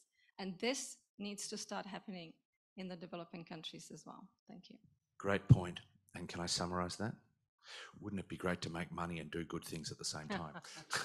Sorry, I'm very cheeky. We have one last question. I'm going to ask you to stay. Dr. Rehana Mahudin, please, ma'am, go ahead. Thank you so much, Steve, for accommodating me. I'm really pleased to see how the linkages between energy and health are being addressed. It's very, I'm very pleased to see this. Because I think it's an incredibly important area that we need to do much more on in terms of our power and energy systems. And I think it's also a question of building resilience. And that's part of the lessons that come out of the pandemic. So I was wondering if there is any thought that's been put into that in terms of data compilation and analysis, and in terms of Watson as well, into the resilience aspect of this. This additional point, very quickly, is this is also a question of data security, especially in terms of health data. And the more you go into that, you will come up, you will meet those challenges in terms of health data and security. I summarize that question, Rihanna, if you don't mind. That goes to the essential point of what Sadie Cox talked about yesterday, which is what's the humane angle? As humans, what are we doing? So I address that question on health if I could to those of you that work in the health, you three on the other side, you can have a rest. Richard, Ken, Nana, I was going to get you or Peter or Eva to address that if you could. Or if you want to, go ahead. Yeah, she wanted to know about is resilience taken into place or not? Like we are thinking about the resilience part of it or not while doing the whole thing on the EAE platform or not. So yeah, we are actually looking at the resilience part as well. So while we are including the location of the you might say the healthcare institutions, we are also taking into attributes like how much resilience they are with the perspective of the vulnerabilities they have, the locations. We also incorporate those things as well, because when we have those complexities included, we might think that which of the health institutions need to be solarized first or maybe decarbonized first, which are away from the discoms and which already do not have any, like in the near future also, they do not have any kind of facility ongoing, like plans to have a grid availability. So we have that also within this platform itself. And looking at it from the, you might say, the climatic disasters those areas do face. So keeping that also into perspective. So we host those kinds of data sets also within that platform itself. So it's not about us taking these decisions on the platform. It's about the users who want to make those decisions. We are, you can say we are the enablers with the help of hosting those data sets. And on the data security side, so when we have MOUs with the governmental institutions as well, or the departments, so we keep that in mind, like the data sets can be open sourced or not. So right now we don't have all the data sets open sourced on the platform itself. They can do analysis on the platform, but it's not open source. It depends on the MOUs or the understanding which we have with the departments. Like if it can be open source, it will be open source. It can be taken into another platform and analysis can be done accordingly with their like perspectives in mind. Otherwise, they can use the features which are already available on the platform, do the analysis, and think about the interventions for down the line accordingly. The data governance side is a national sort of nations decide, because I know India's done a massive amount on data governance. So, okay, so we've gone over time. We're going to have a short break and we're going to come back. I just wanted to thank all of our panelists and speakers today for doing a great job, and if we could give them a round of applause. And so we'll see you back here in a little while.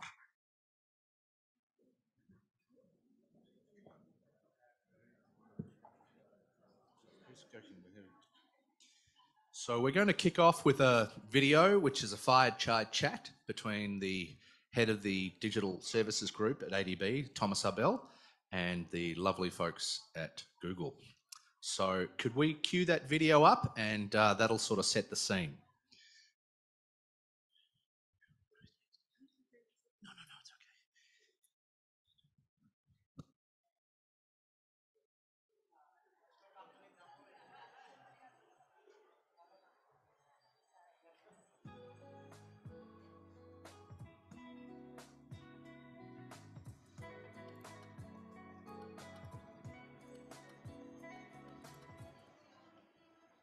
Hello, my name is Thomas Abel, and I'm the Chief of ADB's Digital Technology for Development Unit. And I'm here at Google Singapore today to talk about how digital technologies can help with decarbonization. And I'm here with Rachel Teo from Google, who is Google's head of policy for Southeast Asia. And go ahead, Rachel, let us know where you're from and your perspective. Thanks. Thanks, Thomas. Appreciate you coming here to the office today. I'm Rachel. I lead our Singapore, Southeast Asia, and APAC sustainability work. I spent a decade in the Singapore government before this, leading a lot of our work on circular economy and on sustainable chemicals manufacturing as well. And I'm really delighted to be talking to you today about how digitalization can enable our sustainability outcomes. Thanks, Rachel. And the first question is, how are digital tools able to support decarbonization and sustainability? What are Google and other industry leaders doing to develop these kinds of tools? And what are some examples that Google has to promote decarbonization? We're so happy to talk about this. Google has been supporting sustainability since we were founded 25 years ago. That means that we have been carbon neutral since 2007, and we've been running on 100% renewable energy offsets since 2017. And 2 years ago, we made an announcement, a moonshot announcement, to run on 24/7 carbon-free energy, as well as being net zero emissions on our value chain by 2030. And it's going to be a really uphill task to get there, I think. I'd like to first start out by our own efforts, because we think that we have a responsibility to bring sustainability into our own operations first. One, our data centers are 2 times as energy efficient as a typical data center. And the second piece is that compared to 5 years ago, we're able to deliver 5 times more computing power and as compared to 5 years ago, that running on the same amount of electrical power. The second thing is that because of the carbon-free energy and our carbon intelligent computing, we actually run one of the most cleanest clouds within the industry. But of course, we can't do this alone. We need to work with our customers and our partners to be able to run sustainability at scale. So I'd love to share a couple of examples, if that's okay. One is using Google Cloud. We have a tool called Active Assist, which helps companies and cloud customers identify which workloads they're not using very much. And these may be sort of spare computing power that they could otherwise deprecate, so that they actually reduce the amount of emissions that they're consuming on the cloud. The second one is working with Unilever and our Google Cloud and NGIS to develop geospatial mapping tool to have a holistic view of their supply chain and drive toward their deforestation, accountability on deforestation goals that they've set for themselves and their whole supply chain. And the last example that I'll bring here is supporting the Southeast Asia Coalition for Nature-Based Solutions, the SEAM Coalition, with a $1 million grant from google.org last year to develop new tools for nature-based solutions as this part of the world. Great. Thanks, Rachel. It's great to see Google taking such a leadership role in such an important area. Thanks. Our next question is about how we can use digital technologies to improve decarbonization efforts. And we really like to get your perspective on tangible examples of how these types of solutions have been developed and how they've been successful. What we're really excited about is using AI to help urban planners and city planners build environments for their people in a way that is climate adaptive and that mitigates against the effects of climate change. I have three examples of products that we worked on with different cities. The first one is our Environmental Insights Explorer, which is built off Google Earth Engine and our satellite imagery. And this is a tool that has allowed 42,000 cities, including in Indonesia and in the Philippines, to help city planners figure out solar energy potential of the city, or to map out transportation routes and ways to best reduce emissions in public transport infrastructure. So that's one that we're excited to roll out in many more cities to come. The second one is our flood forecasting tool, which, as you can imagine, in our part of the world, really has been hit very hard with riverine floods. So we've supported governments in India, Sri Lanka, and Bangladesh to use AI models to predict floods in a much earlier way for evacuation and for also being able to mitigate against flood damage. And just 2 weeks ago, we rolled it out to more cities. So now we're live in 80 countries, and that can support almost about 500 million people in this part of the world have more preemptive response to floods.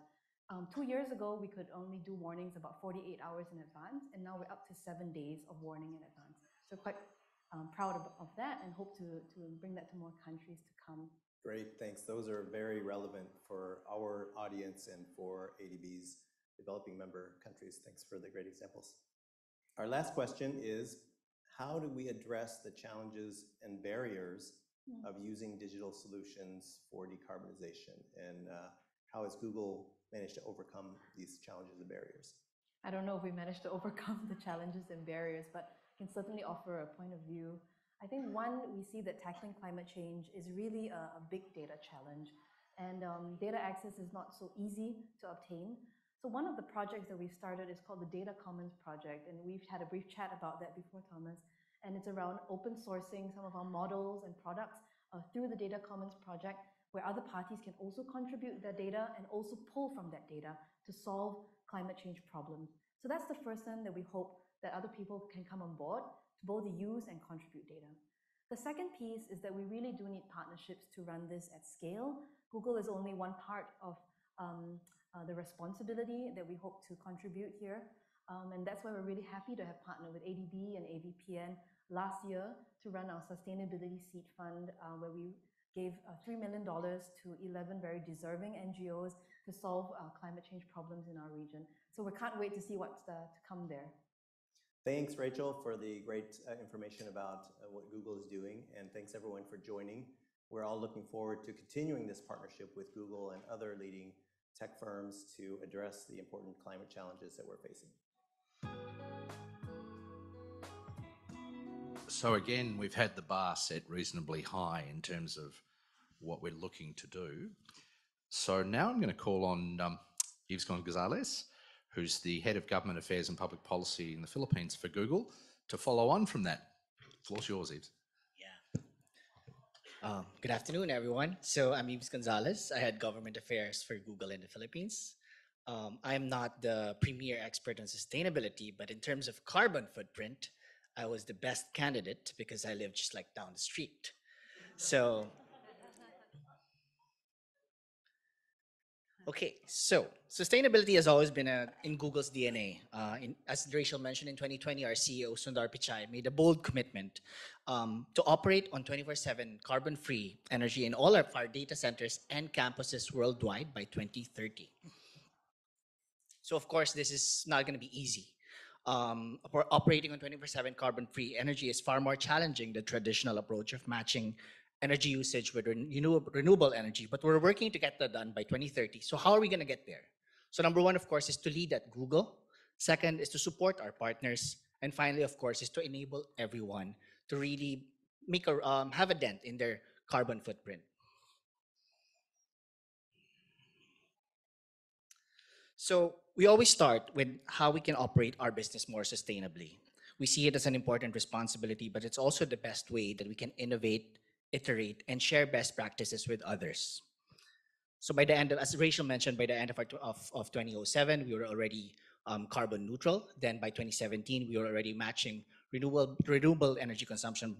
And our new target now is again 24/7 carbon free by 2030. So for more than a decade, we've worked to make our Google data centers some of the most efficient in the world. Our efforts have paid off. So our data centers lead the industry in energy efficiency and are twice as efficient as a typical data center. In 2016, we jointly developed an AI-powered recommendation system to improve the energy efficiency of Google's data centers. So now our AI system is directly controlling data center cooling and safely delivering energy savings in multiple Google data centers. So our data centers provide the carbon-free energy that powers all of our core products and services. Every minute we deliver millions of YouTube plays, and our Google Cloud customers need high-performance computing around the clock for their emails and file storage. So we have about 8 to 9 products with over 1 billion users today. And even as that number continues to increase, we remain committed to carbon neutrality and carbon-free energy. So now we go to how do we support our partners in cutting their carbon emissions? So eliminating emissions from our own operations, of course, is vital, but our impact is far greater when we enable others to do the same. We're sharing technology, methods, and funding to help organizations everywhere transition to resilient carbon-free energy. So as Rachel mentioned, half of the world's population lives in cities, and cities actually enable innovation and growth and higher living standards. But the reality is, over 70% of the CO2 emissions of the world happens in cities. And that is why we launched the Environmental Insights Explorer to enable cities to better understand where the carbon emissions are coming from, and also like whether it's from transportation, from buildings, as well as some of their solar capabilities in the city. So in 2020, we committed to help more than 500 cities and local governments globally to reduce a total of 1 gigaton of carbon emissions annually by 2030 and beyond. So as an example, the EIE tool helps Australia city councils to quantify which activities contribute most to the GHGs. It provides them with a tool that is easy to use, understand, and navigate that could lead to decision-making that's both effective and efficient. So for those who have never tried it, just go to the Environmental Insight Explorer, pick your favorite city, and you'll be able to see some very useful insights that are available to both cities and to users. Going to AI. So we're using technology to empower partners to mitigate and adapt to climate change through services that drive energy efficiency, forecast floods, or map wildfires. We continue to find new ways for technology to be helpful at the most critical times. One thing that I would like to note, we're grateful for the chance to collaborate with governments and institutions, small businesses, and NGOs to innovate and accelerate progress. The example that Rachel mentioned in the video is our work with the AVPN. So with support from Google and partnership with the ADB, we have launched the AVPN Sustainability Seed Fund in 2022 to support 11 NGOs in APAC markets to use technology to combat climate change in some of the most vulnerable areas.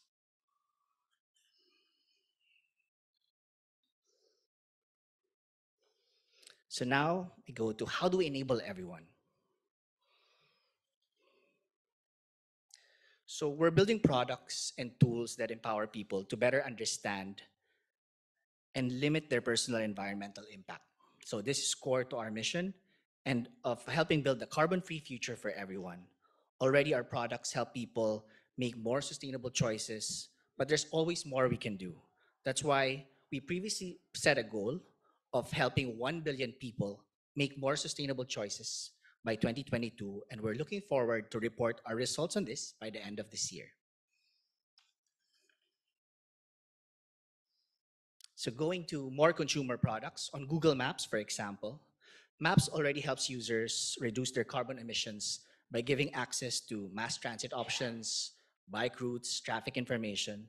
We've gone a step further in helping people make more eco-friendly choices as they get around their city. So just two examples is number one, eco-friendly routing. So an eco-friendly route optimizes for lower fuel consumption based on factors like the road incline to your route, congestion in the route, all while using Google-powered AI um, to predict where is the best way for you to pass. So now when you get your directions, Google will default to the most fuel efficient route for you with the lowest carbon emissions when it has roughly the same ETA as the fastest result. But there are cases where the more fuel efficient route could lead to significant increase in your ETA. So you as the user can opt for the fastest route or the one that's more eco-friendly. So the choice will ultimately be up to you. Another example that's available in 6 European cities is low emission zone alerts. So low emission zone alerts helps drivers in cities with areas that restrict polluting vehicles to better understand when they'll be navigating through one of these zones. So a user can quickly know where their vehicle is allowed or not allowed, or choose it and then choose an alternate route or an alternate mode of transport.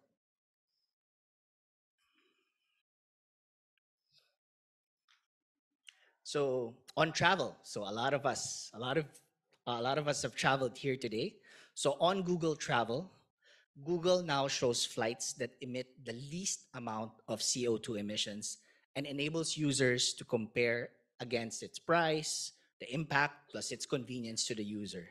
So our Google search now also shows hotels, the details on hotels on how they address energy and water use, waste, and sourcing.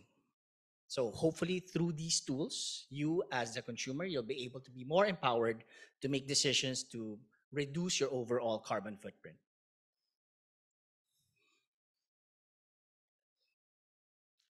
On Google search. So through the years, search interest in sustainable actions has just kept on increasing. And so we want to help people make more sustainable choices every day. So an example of that is climate change information panels. So when a person searches for climate change and related queries, Google will show a more comprehensive and visual results from authoritative sources like the United Nations.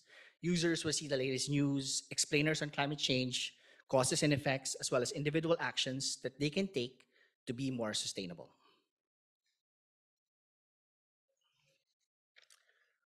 So finally, ultimately, 24/7 carbon-free energy isn't just about Google. It's about how we come together to collectively create a clean energy economy that benefits everyone.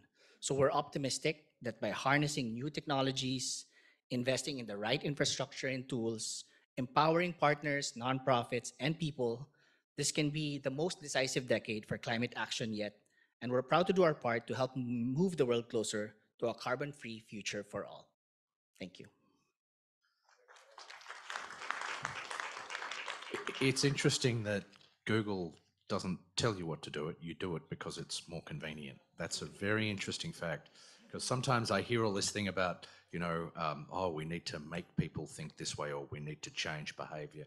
I always find that very scary. Someone telling me, it's like, I don't like it. Eve, thank you very much, man. I really appreciate it. So next, we've got a very interesting technical but very important presentation from Pak Dedi Hunning, who's the demonstration project strand lead at Mentari Hivos, and the application of smart meters and demand-side management for centralized solar PV in Indonesia. Now, that may sound like a mouthful, but actually, it's actually very, very important work because you've got so much solar in Indonesia. Silakan, Pak.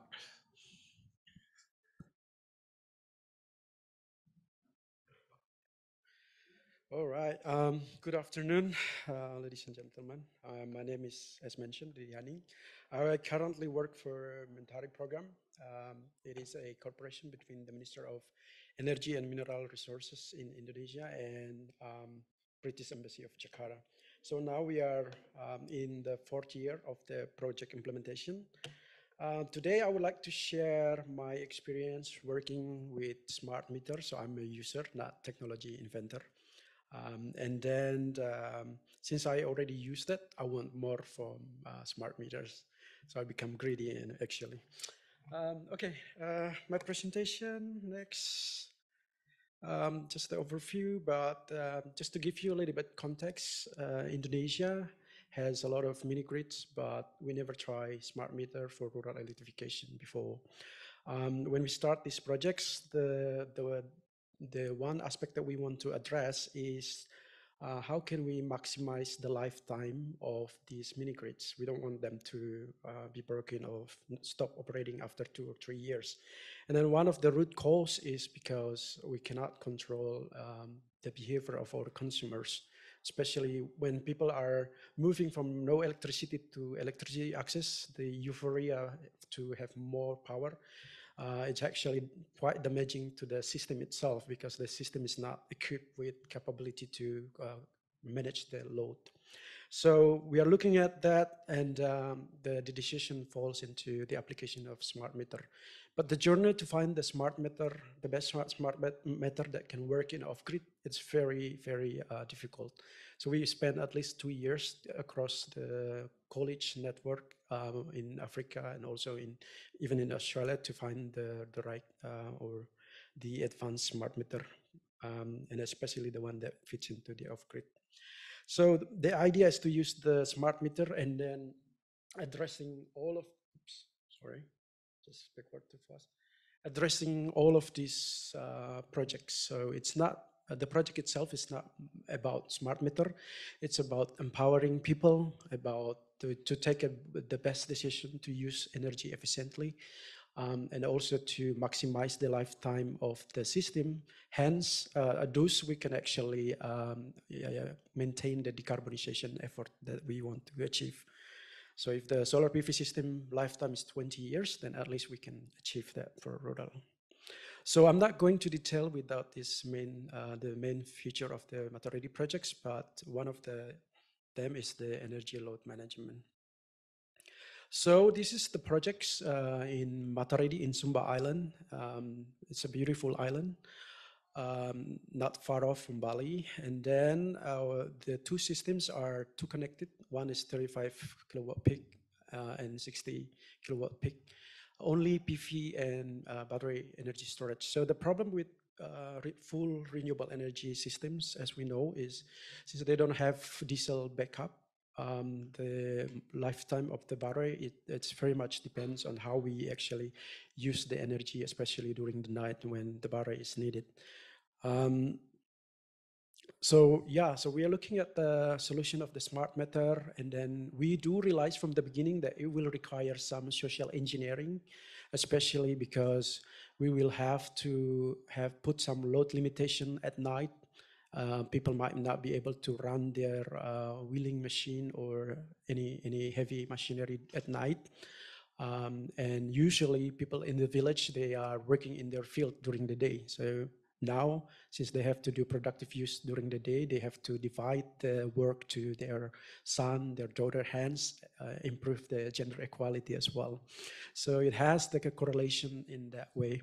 And then the solution, we choose something that arises from African market. It's called mesh network. I would like to shout out to the Spark team, Spark Meter, and they are widely known in Africa. And then why we choose mesh network? Because we know that in every off-grid settings, the internet connection is very flaky. So we are lucky that we have an internet connection where the power system located, but not in all the houses. Only about 25% of the houses have coverage, and the rest is in Indonesia. We call it susah sinyal.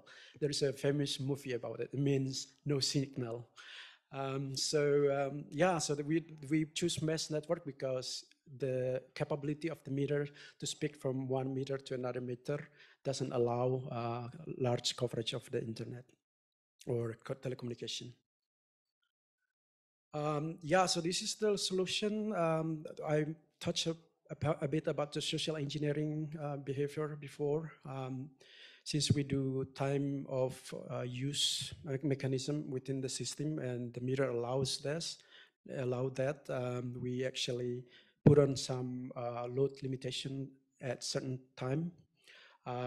One thing that we learned from the community that when we introduced the smart meter, people also want to know more about the smart meter. Luckily, during the project implementation, we work with INEC partner on developing a COMET. It's a community tools to teach people how to simulate their energy load demand and then make a wise decision on choosing the best appliance that has higher energy efficiency mark.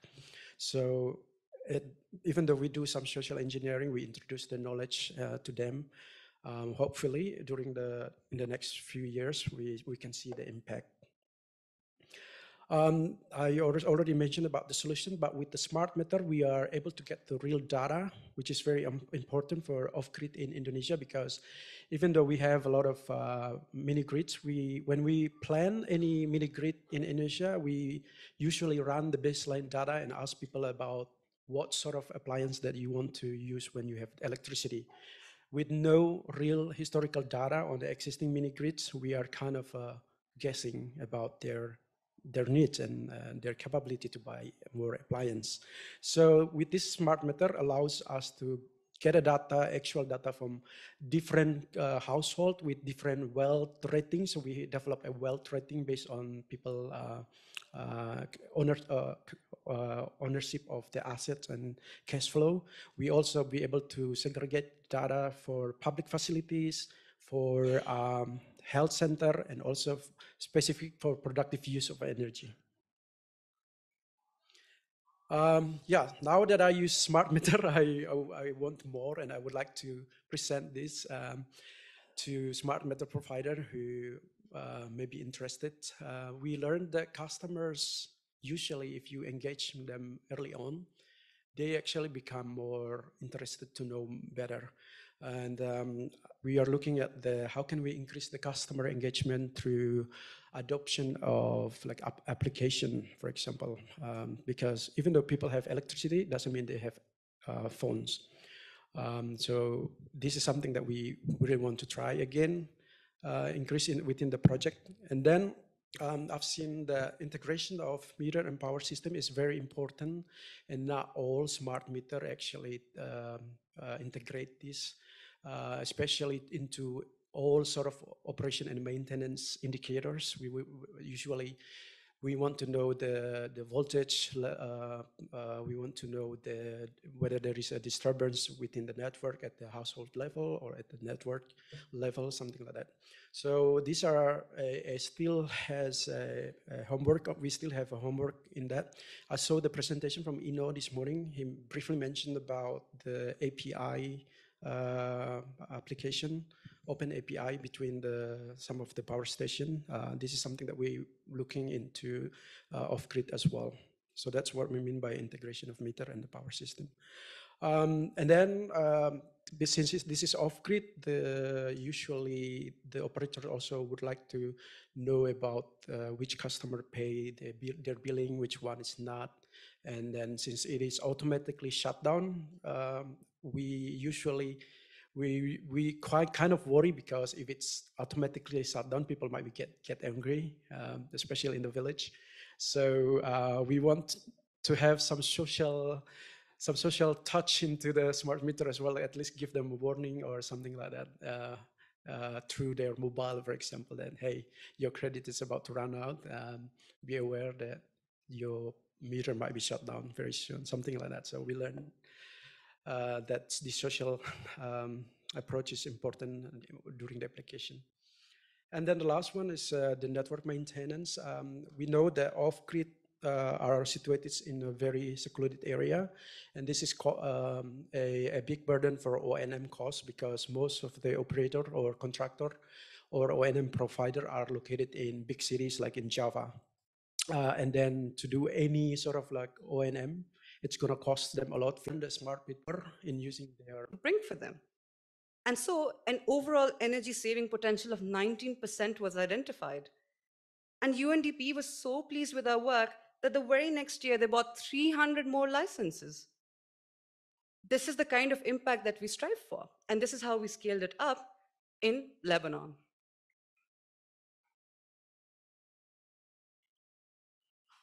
But ladies and gentlemen, energy efficiency isn't just about numbers and percentages.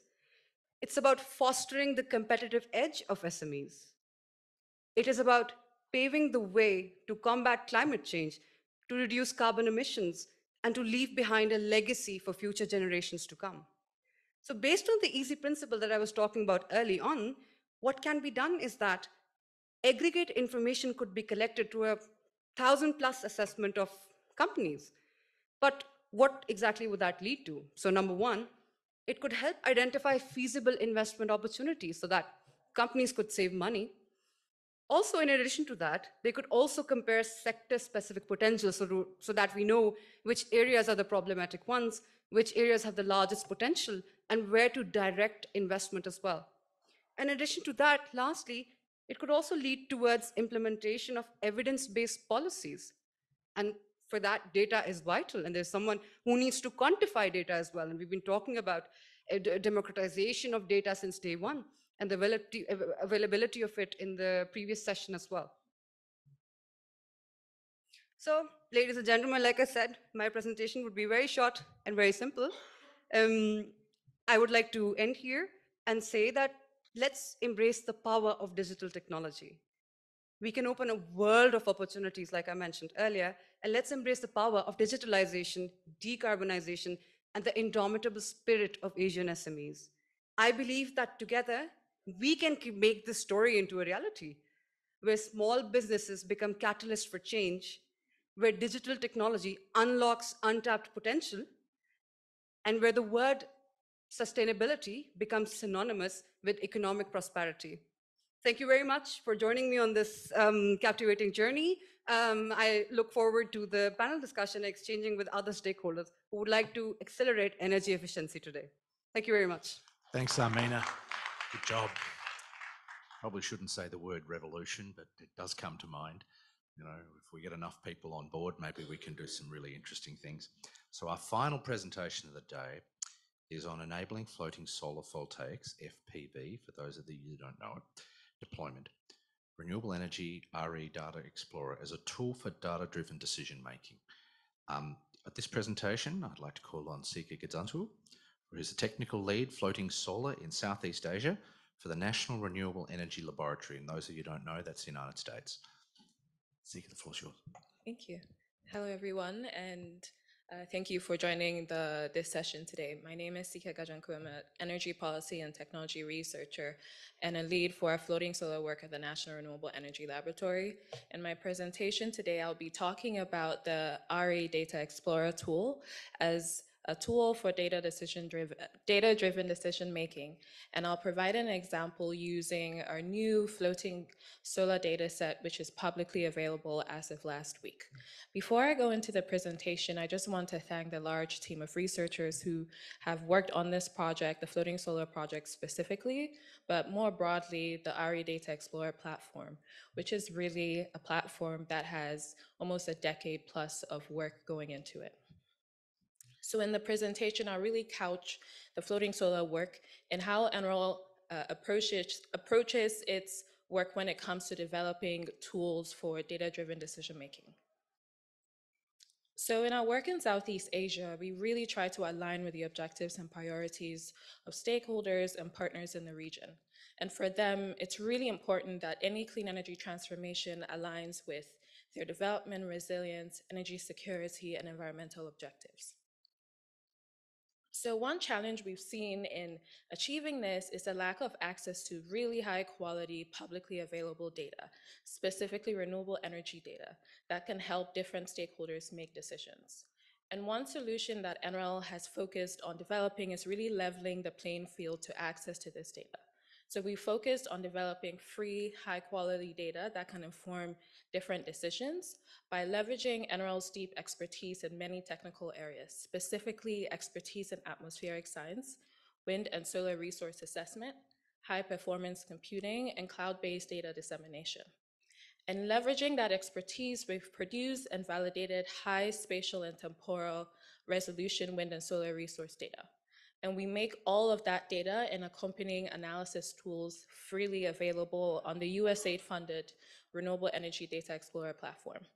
And we also offer capacity building opportunities for the many data sets and tools available on the platform, whether it's through webinars, workshops, different kinds of trainings on a regional level, bilateral level as well. We've also had different partners, at least kind of maybe visiting NREL in person at our site in Colorado, and kind of just really engaging directly with potential users of the platform. And the platform overall has really been a demand-driven platform. So tool development has been based on direct requests we've received from different kinds of users over the years. So it's not just us in Colorado imagining what a need might be. It's really us through different discussions, listening to what stakeholders say they really need to make informed decisions. So in terms of accessing the tool and what the tool is, so it's a user-friendly geospatial analysis tool that helps analyze renewable energy potential and inform decisions. I've mentioned decisions a lot in this presentation. And the two new data sets I want to highlight is the floating solar data set and a new wind resource data set. The wind resource data set especially is years in the making and really builds on several years of really cutting edge research that have just been completed in recent years that have allowed us to really develop a robust data set and make that publicly available. And so using the tool, you can first of all visualize the data layers, but you can also run analysis and it can be customized for different scenarios. And for Southeast Asia specifically, you can run analysis for specific countries and also at the subnational level, depending on the data sets you're thinking about. And the really great thing about this tool as well is we're not necessarily saying you have to do the analysis on the platform. Any user can download the data and use it to run analysis using other tools as well. So just kind of wrapping up everything I've said about the importance of data. So NREL and our work as a national lab, we really believe high quality, reliable data is at the core of decision making, and it's really critical to the clean energy transition. And so, for example, if you're using a high fidelity solar data sets, we give examples of the kinds of analyses you can run with it. You can first of all visualize that data. We've had energy planners, researchers, run analysis to understand the technical potential, cost analysis, done some capacity expansion and production cost modeling, and all of that can inform different kinds of decisions, including renewable energy target setting from the policymaker side, investment decisions, early stage prospecting, and so on and so forth. So in the next few slides, I'll provide an example using the floating solar data set that we've just worked on. So with the floating solar research, I presented on this in a different session yesterday, but noted that this work again really came from requests from different partners in the region, just having questions about what the potential role for floating solar could be in Southeast Asia. So in our work to understand that, we identified different kinds of data sets. Some of them were independent of RE Data Explorer, but our work was able to bring all of those different data sets together and then make them available on the platform. So when it came to water bodies, we identified two different types of water bodies we included in our analysis. And then we also looked to identify infrastructure data as well. Luckily, or by kind of the strategic design of how we've built the RE Data Explorer, it has data on transmission lines, major roads, and protected areas for all the countries in the ASEAN region. So we're able to leverage this data set in addition to data from the Stimson Mekong Infrastructure Tracker. And then we use the high fidelity solar resource data that was just launched in 2021 on the RE Data Explorer platform. So the next slide summarizes kind of a visualization of the technical potential for just one of the water bodies we looked at in the analysis. So this is a summary of the technical potential for Southeast Asia for natural water bodies. So thinking lakes. Our analysis identified about 7,200 water bodies, and in our technical potential, what we essentially do is provide a capacity in gigawatt and then a generation on an annual level as well for the aggregate, but also at the country level. So in this figure, the kind of really deep red is showing it's showing a comparative a comparison of technical potential across the region. So here, Indonesia has the highest technical potential in the region per our analysis. And Thailand also has significant technical potential as well. And so that's the analysis we run independent of RE Data Explorer. What we've done with this floating solar data set is integrate the data into RE Data Explorer. So if you go to re-explorer.org right now, what you can do is when you go to the website, you go to the home page. If you hit the Access Data Explorer tab, you go to this view. And on your left are the different options and analyses and data sets you can access. So the data library takes you to all the data sets that we host on this platform. And then the download nodes, the downloads that you can make. And then the technical potential and cost of energy are the two key analysis options we offer directly on the platform. So for the floating solar work specifically, let's say I want to find out the technical potential for Indonesia for lakes.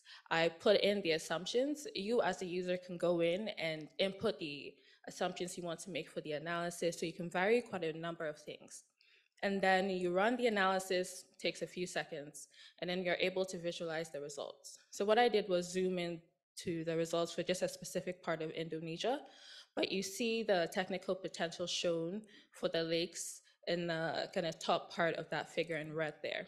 So this is just an example of the really quick analysis you can run. You can download the data from this, and then you can use it to inform just other work you're doing. So the final slide here just offers some additional data download options. So if you want more specific data for specific points, you can download the data there. If you want to access the data through our API, there's a link to doing that as well. And then we have a final option for accessing the data through Amazon Web Services. And finally, I just wanted to highlight two resources related to these new two data sets. So the first is a very in-depth report on the floating solar work. So that report provides the regional results. So it has that figure I presented a few slides ago, but it also has country-specific results. And all the country-specific results are placed in the context of each country's existing renewable energy targets and just the current landscape of the different power sectors of the country. So some countries have very ambitious renewable energy targets and are already doing pretty well in terms of the generation mix. Some have quite a bit of ways to go in decarbonizing their grid. So we are setting the stage in that report and then comparing what we see as a technical potential with where countries are right now. And then the final piece is a fact sheet for the wind resource data. That fact sheet really captures the work that went into developing this data set, which is publicly available, free to download. And it's really a huge collaboration between NREL and several universities and research institutes in USAID over the last 2 years. Thank you for listening. Happy to answer any questions during the panel. Okay, could I ask you to sit down over there? And could I call up the other panelists to come up? I just wanted to say that data set is tremendously powerful, especially if you are a wind or solar, floating solar developer, because you can pull that out and reference that when you go off to a local bank or you go off to a private equity firm and say, hey, by the way, don't trust me, trust NREL. They're a very big organization. Here are the numbers. This is the market size. That is a very powerful thing for having investment. So I'm going to let a few people ask questions first. Gul Mohammed Sab, could you ask your question, sir? I'll get to you next. Okay. I sent it through already. Okay, sorry. Question. I thought you better ask it yourself. Okay, it's from Daddy Henning regarding the off-grid smart metering. Yeah. We have explored similar project in microhydral off-grid smart metering, and we were also struggling with a similar kind of issue, especially with the local communication network establishment and then making it to the cloud. So my first question is that how you managed to resolve that one, because we tried fiber optic, also the LoRa technology for the local network, and then we transmitted it. The second thing is that you were mentioning the consumers, their capacity of consumption was pretty small. In such a case, it's usually very difficult to provide smart metering solution to them because it costs more than the actual energy consumption value. So what was your ROI on that? Just gonna answer. Okay. The smart meter that we use is actually have the capability to send a message to the customer. But we actually haven't fully roll out this because we actually just started to use it. It's a new platform for us, and it is a smart meter, especially in Indonesia. So we work closely with our partner. At the moment, we're sort of like combining the smart meter with the usual like communication with, where people go from home to home and stuff like that. So this is a working in progress, but we can see the potential of the smart meter because it has the capability to talk between one. So the meter can function as a meter itself and also as a router. So it talks from one machine to the other machine, and then we will reach the end customer at the end of Hub to hub network. Yeah. Okay. Hub to hub network. Yeah. Using Zigbee or LoRa, which technology utilized? I will have to talk on you on a specific on that. But sure. I can actually introduce you to the technical people on the smart meter. Sure. If we can have a discussion after this. Also, the cost versus this is a demonstration project in a sense in that aspect. We want to demonstrate that not only for the rural but also the potential to be rolled out at the urban communities. So the idea from the beginning is to learn about how people react to such technology, and then how can we actually improve the technology itself to fit into the urban or even to rural setting. So like I said before, it's very early on in Indonesia. Even our power utility doesn't have smart meter. So, but unfortunately, we haven't reached the point where we have to calculate the ROI. It will come very soon because we haven't rolled out the numbers actually after the implementation. This is something that hopefully I can present next year too as well on the numbers. You'll be very welcome back, Daddy. Okay, can you come up to the mic? But before I ask you the question, so I'm putting you four on notice. I promised I'd terrorize you. I have a question I want you to ask the audience. I want a poll from either, or what do you want to hear? What's the question you want to hear? You've got these people. Please lock the door. Security, can you lock the door, please? No, I was joking, security. I want you to ask a question each, and I'll give you a suggestion, like what more do you want me to look at? What more do you think you do? What do you think? Do you think it's worthwhile? Blah, blah, blah. Okay, so who's the... Yeah, please go ahead. Could you say who you are, where you're from, and explain the question? Yeah, thank you. My name is Arif from WRI Indonesia. I have questions for Yves. So I think for what we have in here, I was wondering that, for example, if Google as a platform could improve the level of user friendliness,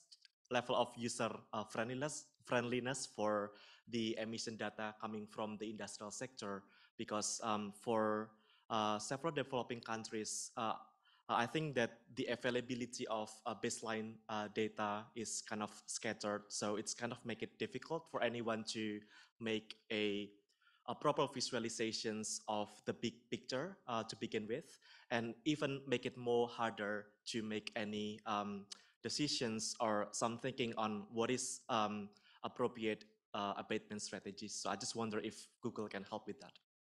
Thank you. Yeah.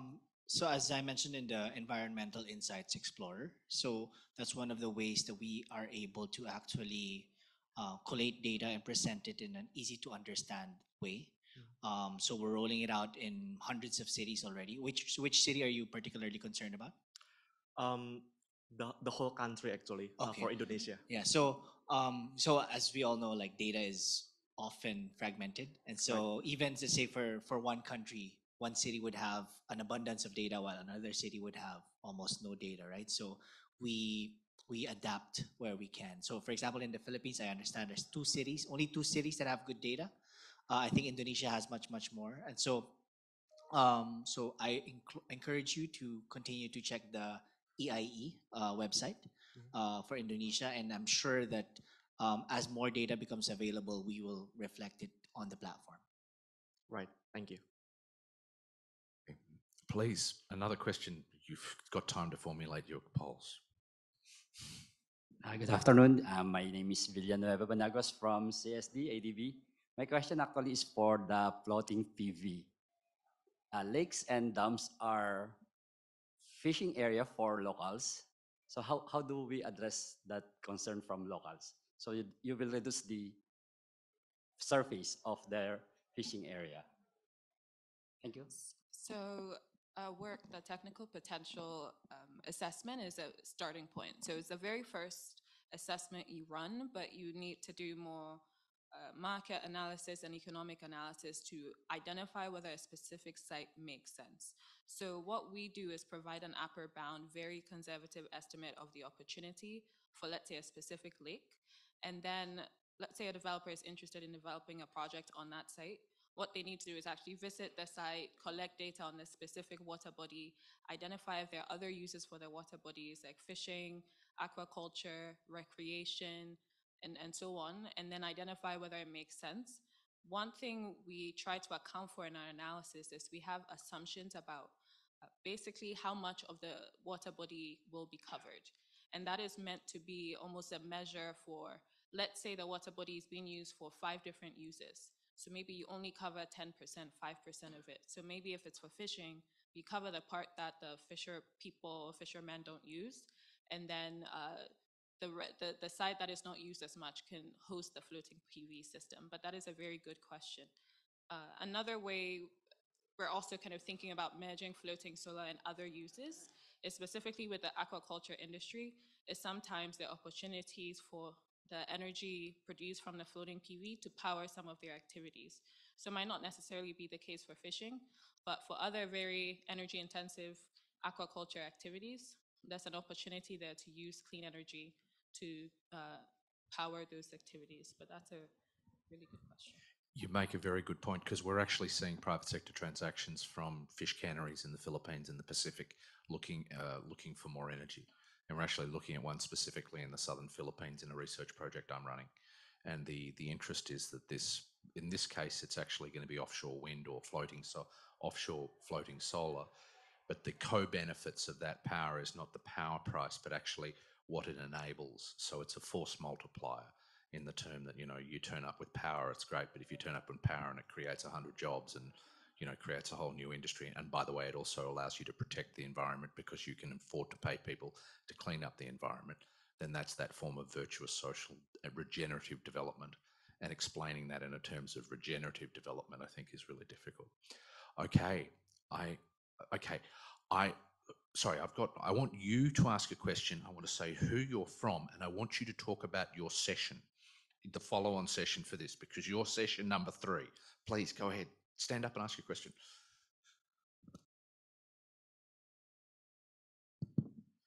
Good afternoon. I am Narayan Chaulagan from GIZ, Nepal. The first my question, then the next one. Smart meters, the communication, the ways the communication means, like communicating from smart meter to the data center, whatever, what do you use? And did you have any problem with the communication provider, the authority, that in Nepal we had some problem? So how that you solved? So that's my first the question. And announcement on Friday from 11 to 12:30. In order to give you examples, also some of the examples that we also you also covered today, but we will be covering on Friday the real stories from the ground, how digitalization. Today you basically in two sessions, at least we could hear a bit the global things and how that happens. On Friday, we will be sharing with you the from different countries, the real stories, how digitalization happening, digital tools, digital application in renewable energy and energy efficiency improvement. And I just wanted to recognise and thank GIZ Nepal, because we had a double booking for this session in the program, and they very kindly agreed to shift their session. I don't know if you know anything about diplomacy, but that's quite difficult. Thank you, sir. Very much appreciate it. Pak Dedi, silakan. Thank you. Thank you for the questions. Yeah, so luckily, because we have two solar PV system, right? That luckily in one location we have 4G connection from local network, but it's quite flaky as well. So we have a backup on satellite, running on the satellite service, and the system, the meter actually push the data every 5 minutes. So I think that's a quite good amount of data every 5 minutes.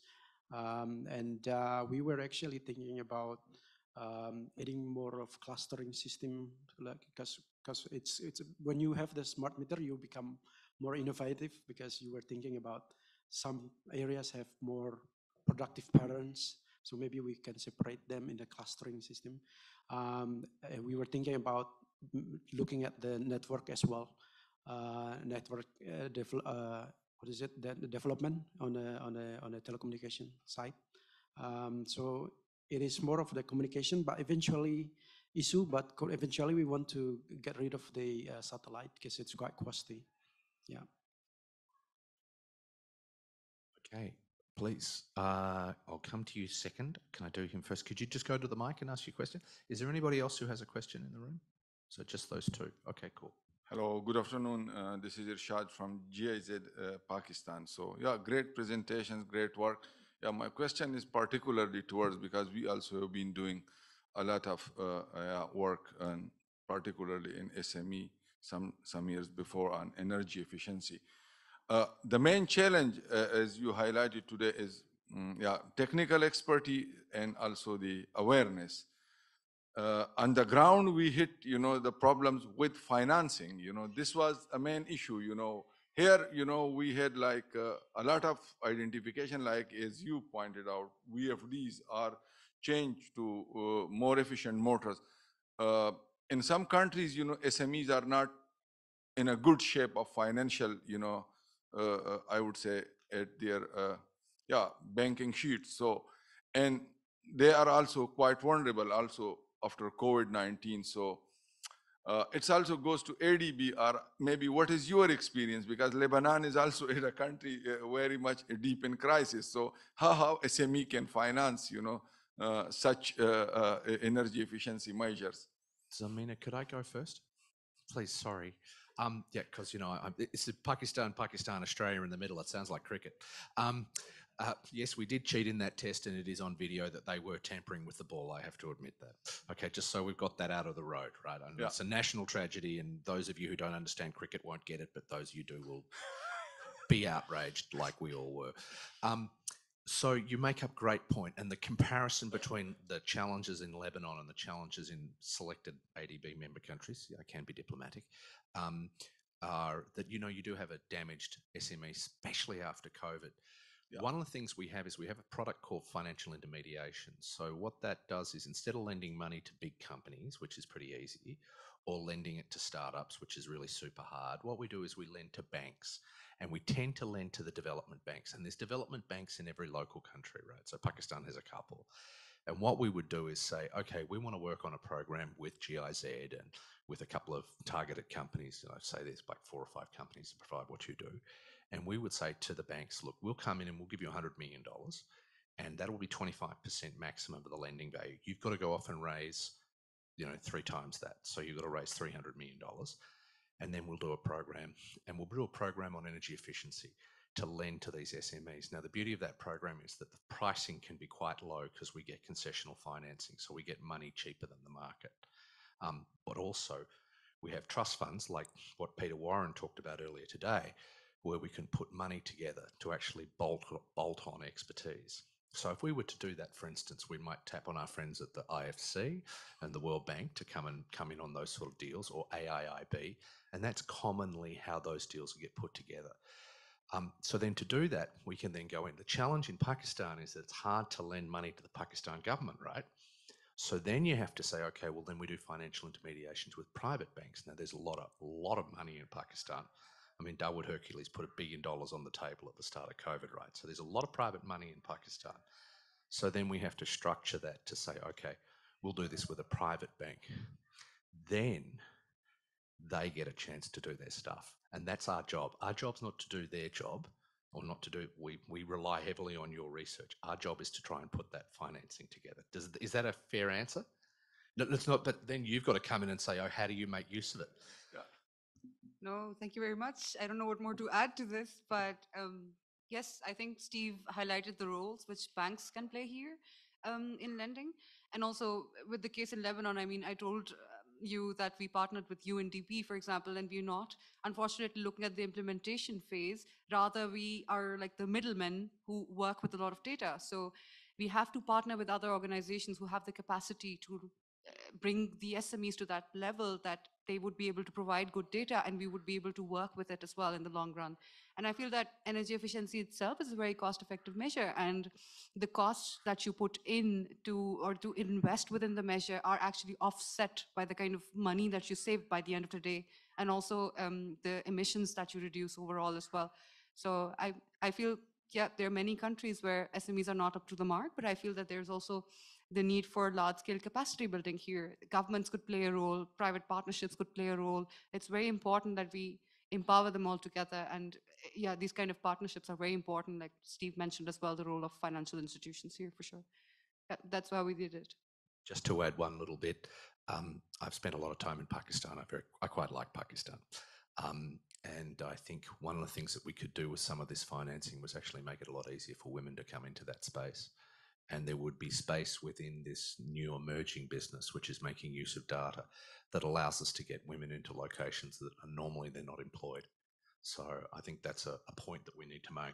I know gender's a big theme here, and I'm probably not the right person to talk about gender, right? I'm an old white guy. But it's an opportunity.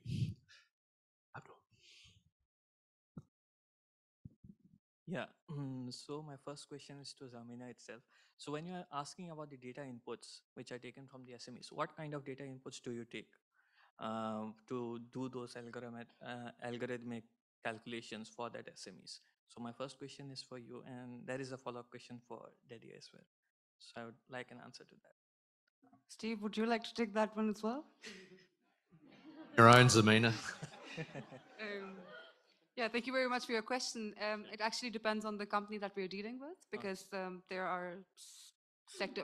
What kind of company do you have? What kind of sector do they come from? And I feel that, so I could speak on a very general level. Like for example, we require data regarding lighting, HVAC systems, heating or cooling. So depending on the company, and trivial questions like, I don't know, how many light bulbs do you have, to very complicated ones as well. So, and then that's the kind of data that is used to quantify further, and then see, like I mentioned in my presentation as well, to look at sector specific potential and see what are the problematic areas, and then yeah, help them become more energy efficient. So hope that answers your question. Yeah, so it's a huge spectrum of like data sets being collected as per the requirements of the SME, right? Absolutely, exactly. Okay, got your answer.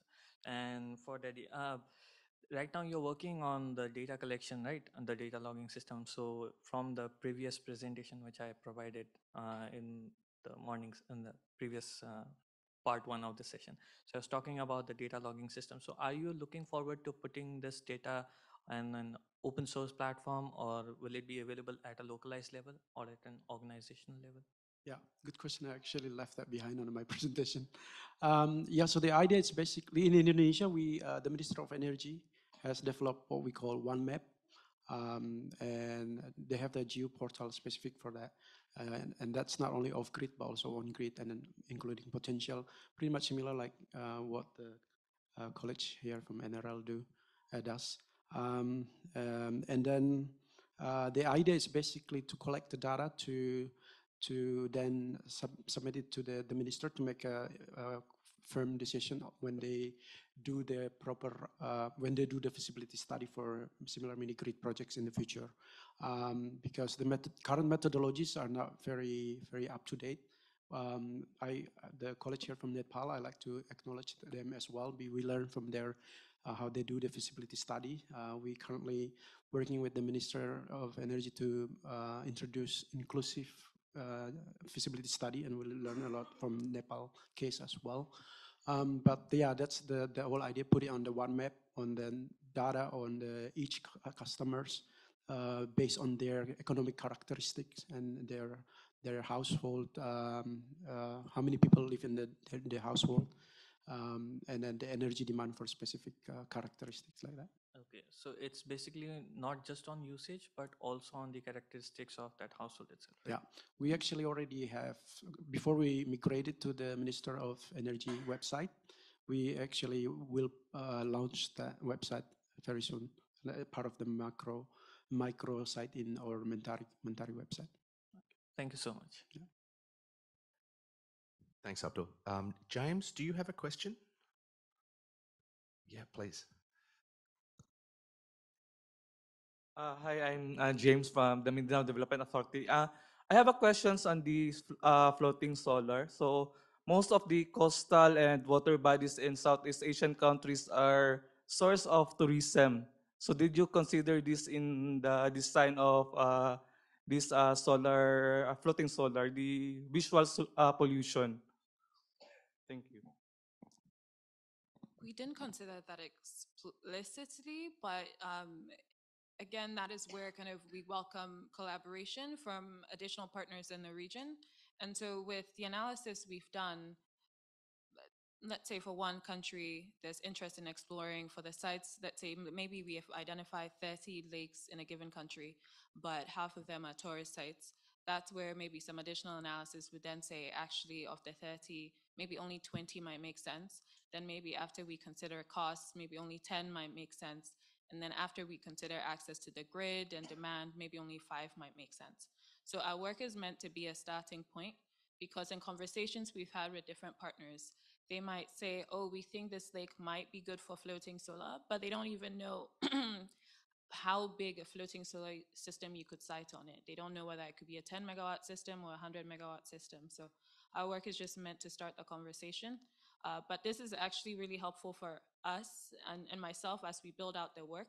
Like if there's specific additional things we should consider, then in future research, we can include it and try and find that data. I think my big thing is trying to find that data and data that is publicly available, because we want to ensure all of our research is publicly available and that anybody can reproduce it on their own. So it's kind of trying to find data where it's available, and then to the extent that maybe NREL should work on producing that data ourselves, that's also something we invest in a lot of the time. So thank you for the comment and question.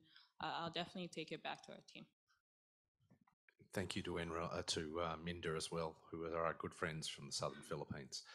Are there any other questions? Or do we get to terrorize the speakers? Or do the speakers get to terrorize you? Okay, so who wants to ask the first question? Okay, Zamina. Thank you for terrorizing us. I think it will give us an opportunity to learn more. I have so many questions from the audience, but one, when I talked about the kind of thing that we do, what was your first impression about it? Did you feel that I am painting a very optimistic picture? Or did you feel that it was something that very theoretical that I was talking about? I would love to hear your opinions about it, and if you would like to engage with us further, or I don't know, if your interest was piqued. Okay, so let me phrase that. So by show of hands, who thought she was being too optimistic? Oh, that's interesting. Old men. Sorry, guys. Okay, who thought she wasn't being optimistic enough? There's an interesting answer. Who thinks that, let me ask you another direct question. If you had $1,000, would you invest in her business? Interesting. Wow. Wow. Do I hear three? We're hearing three, going to 3-5. We've got 4 in the front here. Thank you very much. Okay, so there you go. There's your answer. But Daddy. Perfect, thank you. You should have bought a checkbook or something with me. Thank you so much for all the donations. Yeah, let's talk after the session ends. Okay, wow, this is a very tough task.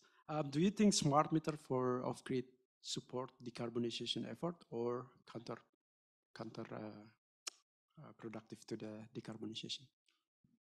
So let me ask that question. If you were called in and you had to make an investment decision, whether for government or for your company, and Pak Dedi came in and said, I want to do a smart meter for these communities because we want to be involved in decarbonisation.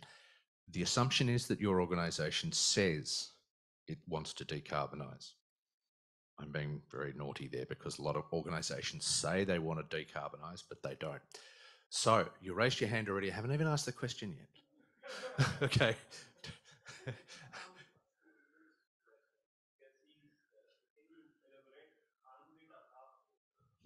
Oh, okay. All right. Okay. Yep. Yeah, no, off grid. We're all assuming off grid. Okay. So most of you people live in. Okay. Let me ask: who lives in a city? Who doesn't live in a city? Wow. Okay. So a small part of the audience. So someone comes in, says to the ministry or to your company, we want to invest in this, and you say, do we want to invest in Park Deddy? I'm not making it personal, but you know what I mean, right? Do we want to invest in Park Deddy's project or not? Who says no? There's your answer. Because everybody wants to decarbonise. Yeah, I knew you were going to say that. You're from Pakistan, aren't you, Gul? Yeah, okay. Just whereabouts in Pakistan are you from? From Karachi, Lahore? You're from Peshawar, where we did the BRT project. Yes. Yeah, there you go. What's the name? We know Peshawar very well. Okay. Who wants to go first? Yves, would you like to go first, or would you like Yves to go first? I can go. Okay. Very simple question. Are there any other kinds of data that you think would be helpful? I can't read that. Who's it As from? you, whether you're developers, working with governments, doing research, what kinds of data sets would you like to have be freely available based on what I described our Data Explorer was? So assuming that NREL has a big checkbook and Assuming we the did. President of the United States says, I want you to go and spend more money. So, Robin, you have a question? In other words, data that's been stored, but we don't know it's there, but we need it. That is a very twisted answer. Because but it's because it goes to the question of data security. It's actually a very insightful question. But so let me ask the question. I was involved in it. I'm running a TA which is looking at marine renewable energy. Who wants to know more about wind? Who wants to know more about offshore wind? Who of those people are from the Philippines? Because there's a huge offshore potential for Philippine wind, a very big potential. I'm looking at you, Ruth Briones. Okay. Who thinks that we're... Oh, sorry, question. Please, go ahead. Oh, sure.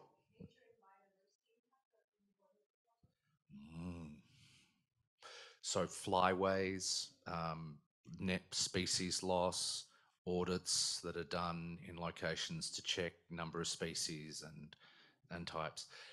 That we are mapping that with our Flyways initiative, which this lovely guy called Duncan is running, and he's got $25 million to map all of the flyways for the birds in the Pacific and through Asia. It's just a lovely project, and he's the sweetest man in the world.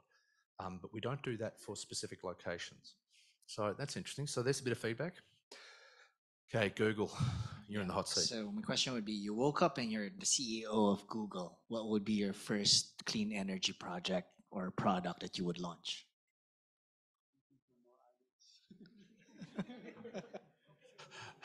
Peer curdle up you, please. Well, if it's in the US, I'd launch hydrogen because there's like a lot of incentives right now. Green hydrogen. Nice as Robin Hughes.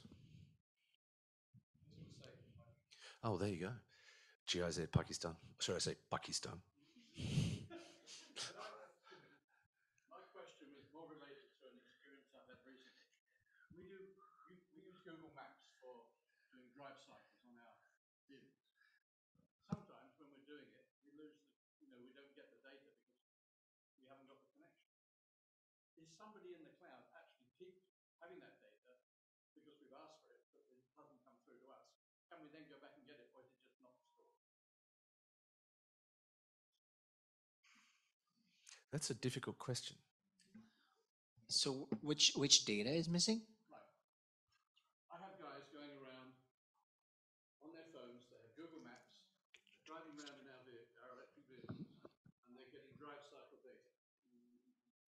wind, everything, gradient, whatever. Sorry. And can you hear? Yes, you can. And sometimes he comes back with 500 examples in a week, but 40 of them are not complete because his signal's been disrupted. But was the data that was intended to be reflected to us being stored in your cloud? I think I can answer that. It's because the problem is the cloud will only take what is received from the device. So if they're sending it on 5-minute increments, and it'll be a burst. It'll be just the same as what submarines or satellites do. It'll be a burst, and sometimes it's not on the GSM network. Sometimes it's on it's at the U band, which is it's a different band frequency. Yeah, and so that is a different frequency, which is predominantly military, but sometimes released by governments. So what will happen is if that device doesn't send that in the burst in the next 5 minutes or the 5 minutes after that, then you can't get it. The cloud will have the data, but it won't have the data if the device doesn't send it. It's the device that remembers the data in its memory. So if the device doesn't have sufficient memory, so it remembers maybe 2 and you lost 4, then you'll get 2, the last 2, but you'll lose the 2 before. That's the answer, Robin. Sorry, so you get to another, okay, Google CEO, nobody's had a real answer for that. Okay, Gul Mohammed. Rather than having my own server stations and cloud data center, I would use every connected device out there as my space, as my computation, and give them credit for it. That will save a lot of energy, and that will return back to the people who are using Google. I'm just wondering, does that make him a That communist? sounds like the plot of the TV series Silicon Valley season 3, where they decentralized the data storage, right? The answer is, does anybody else want to step up? Peter, how about you? I know that you... No, you're staying in Peshawar. I'll come and visit you. Don't worry, brother. Hello, everyone. Mine is a question about the renewable energy laboratory data exploration portal. I'd like to ask if it includes potential for biomass. For biomass, forestry biomass specifically. Thank you. I don't believe so yet, especially for the Southeast Asia region. So the Explorer has coverage across the world, but we developed a tool in phased approaches. So I don't believe we have biomass data for Southeast Asia, but I can take that back to the team. We definitely have a lot of this data for the US, and we leverage a lot of the research approaches for how we develop the data for the US to build out for beyond the US. So is there a specific region you're interested in, or Southeast Asia? We don't have that for Southeast Asia. But I'll let the team know. I got offshore wind, biomass, biodiversity. There's lots to get. Yeah. But we really appreciate the work you guys are doing, by the way. So Gilbak had a question. Someone had a question online. Gilbak, I'm not sure if I'm pronouncing that correctly. Okay. To answer the Google guy, if I wake up one day, I'm a CEO, can I use the nitrogen as source of energy? Because 78% of the air around us is nitrogen. Do you have already a research for that? I can answer that. There is actually a use for that using compressed nitrogen. There is actually a technology for that. The University College London's been working on it as a battery storage solution. And everybody looked at them and went, oh, that's very strange. But yeah, you're right. It can be done. We have run out of time. We have exactly 0 seconds left. Perfectly done. I'd like to thank our panelists. If you could give them a round of applause. And I would like to thank the audience for being such an engaged audience. So thank you, everyone. This concludes this session. I hope you've had a broad experience about what is available with digitisation. And it's very interesting because it's not just energy, it's not just digitisation, it's sort of whole civilization view. And I suggest you go to the session on Friday morning, even though I'm running the ocean session, but I'm sending people to you because, you're a gentleman and I thank you very much. So thank you, everybody, and I hope you're having a good day.